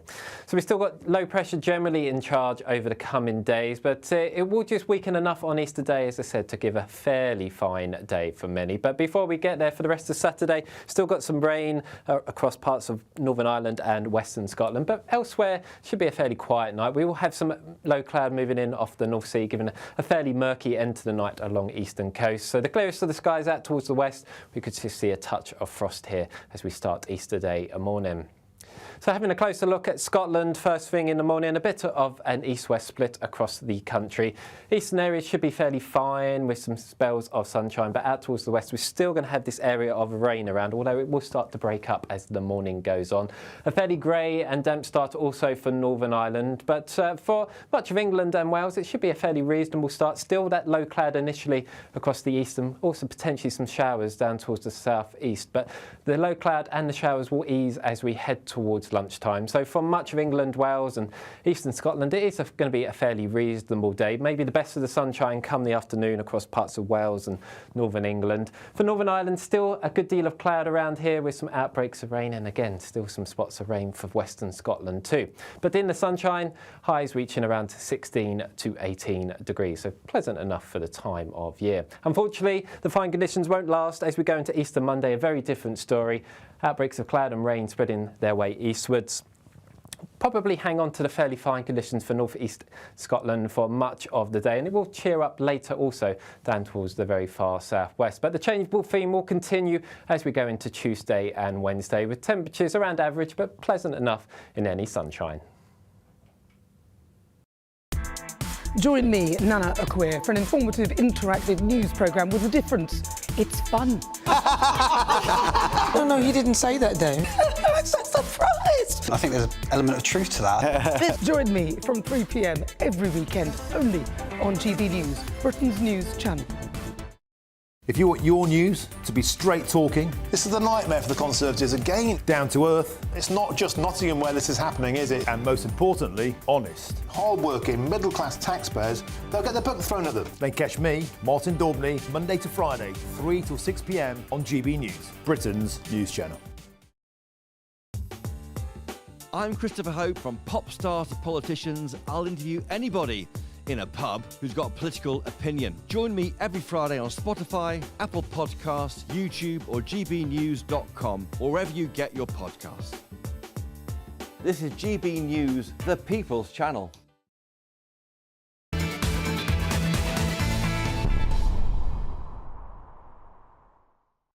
Welcome back to the Saturday 5. As always, I'm reading out your messages here. Stephen Wilkes has written in, said, Alex, I can't get through on the email, but on absent fathers, it also has to be considered that in large numbers of cases, mothers alienate the children from their fathers, mainly out of spite. Absolutely. There you go. I agree. Yeah, it does happen. On a slightly lighter note, Jules says, Kai, if you dress up as a beaver next week, I'll vote for you. That's a Kai Wilshaw promise. I will do it. Well, if he does do that and is prepared to show up on national television in a beaver, I'll vote for you as well. There we go. That's the deal. Let's move on to our triggered tantrums. Trey, what have you got for us this week? So my triggered tantrum is a lovely young lady who's a little bit overzealous in protecting herself from the deadly effects of COVID. I don't even know anyone does that, but she's actually got an air purifier. I mean... Let's have a look, shall we? It really isn't that bad. She's literally right. Chaya, baby, you're right. It is actually pretty brave and risky of me to attend a concert right now because I have multiple autoimmune diseases and I simply don't care to be infected, which is my freedom, actually. Thank you. That said, I do appreciate all of the kindness that everybody has given these past few days. How brainwashed are these people to still be doing this? I mean, I understand if you've got, like, cancer or something and you're... I mean, I probably wouldn't go to an event, a stadium life if I had cancer, but, you know what? But this is clearly COVID delusion. Yeah, well, I told you guys, didn't I? I went to Italy quite a bit after the pandemic, and 3 years afterwards, I saw somebody cycling with a mask on. Can you believe it? What's the point? This was the most bonkers thing I saw. This was about 3 years ago now, so it was a while ago. But I saw this woman, it was in Tenerife, right? It's pretty good holiday. She's lovely weather.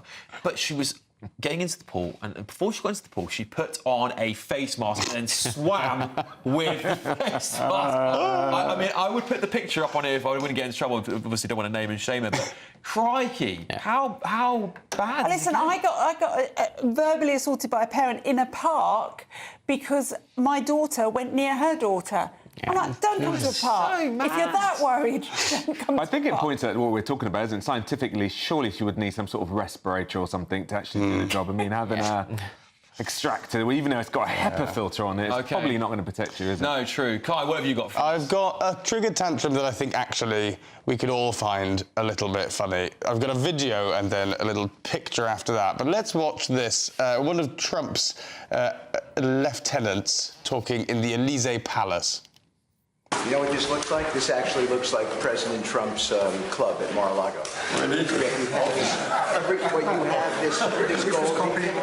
Yeah, no, the gold. Jonathan, this is really, it's fabulous what it looks like. And he actually works on it himself. He's designer. He's like an architect, or a designer. Yeah. Yes, for those of you who didn't catch it, that's Steve Witkoff saying that the Elysee Palace looks exactly like Mar-a-Lago. Now, if there's one sure way to pee off the French, it's comparing their palaces to Donald Trump's Florida pad. Mar-a-Lago is beautiful. I think maybe even better than the... And I think also we've just... That's what they say. That's what they tell me all the time. Why do you bother going to France? I don't need to go.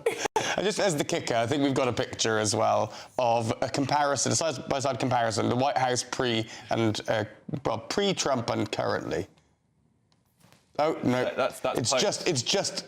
That's what we got. Yeah. Very simple. I mean, look at all the gold bits. It's all the gold, basically, is what you need to focus on. All right. Yeah. Well, thank you to the lovely guests on our panel tonight. You guys have been brilliant. It's always such a great time. But next up, it's the brilliant Ben Leo tonight. He's finally hosting his show. What are you doing?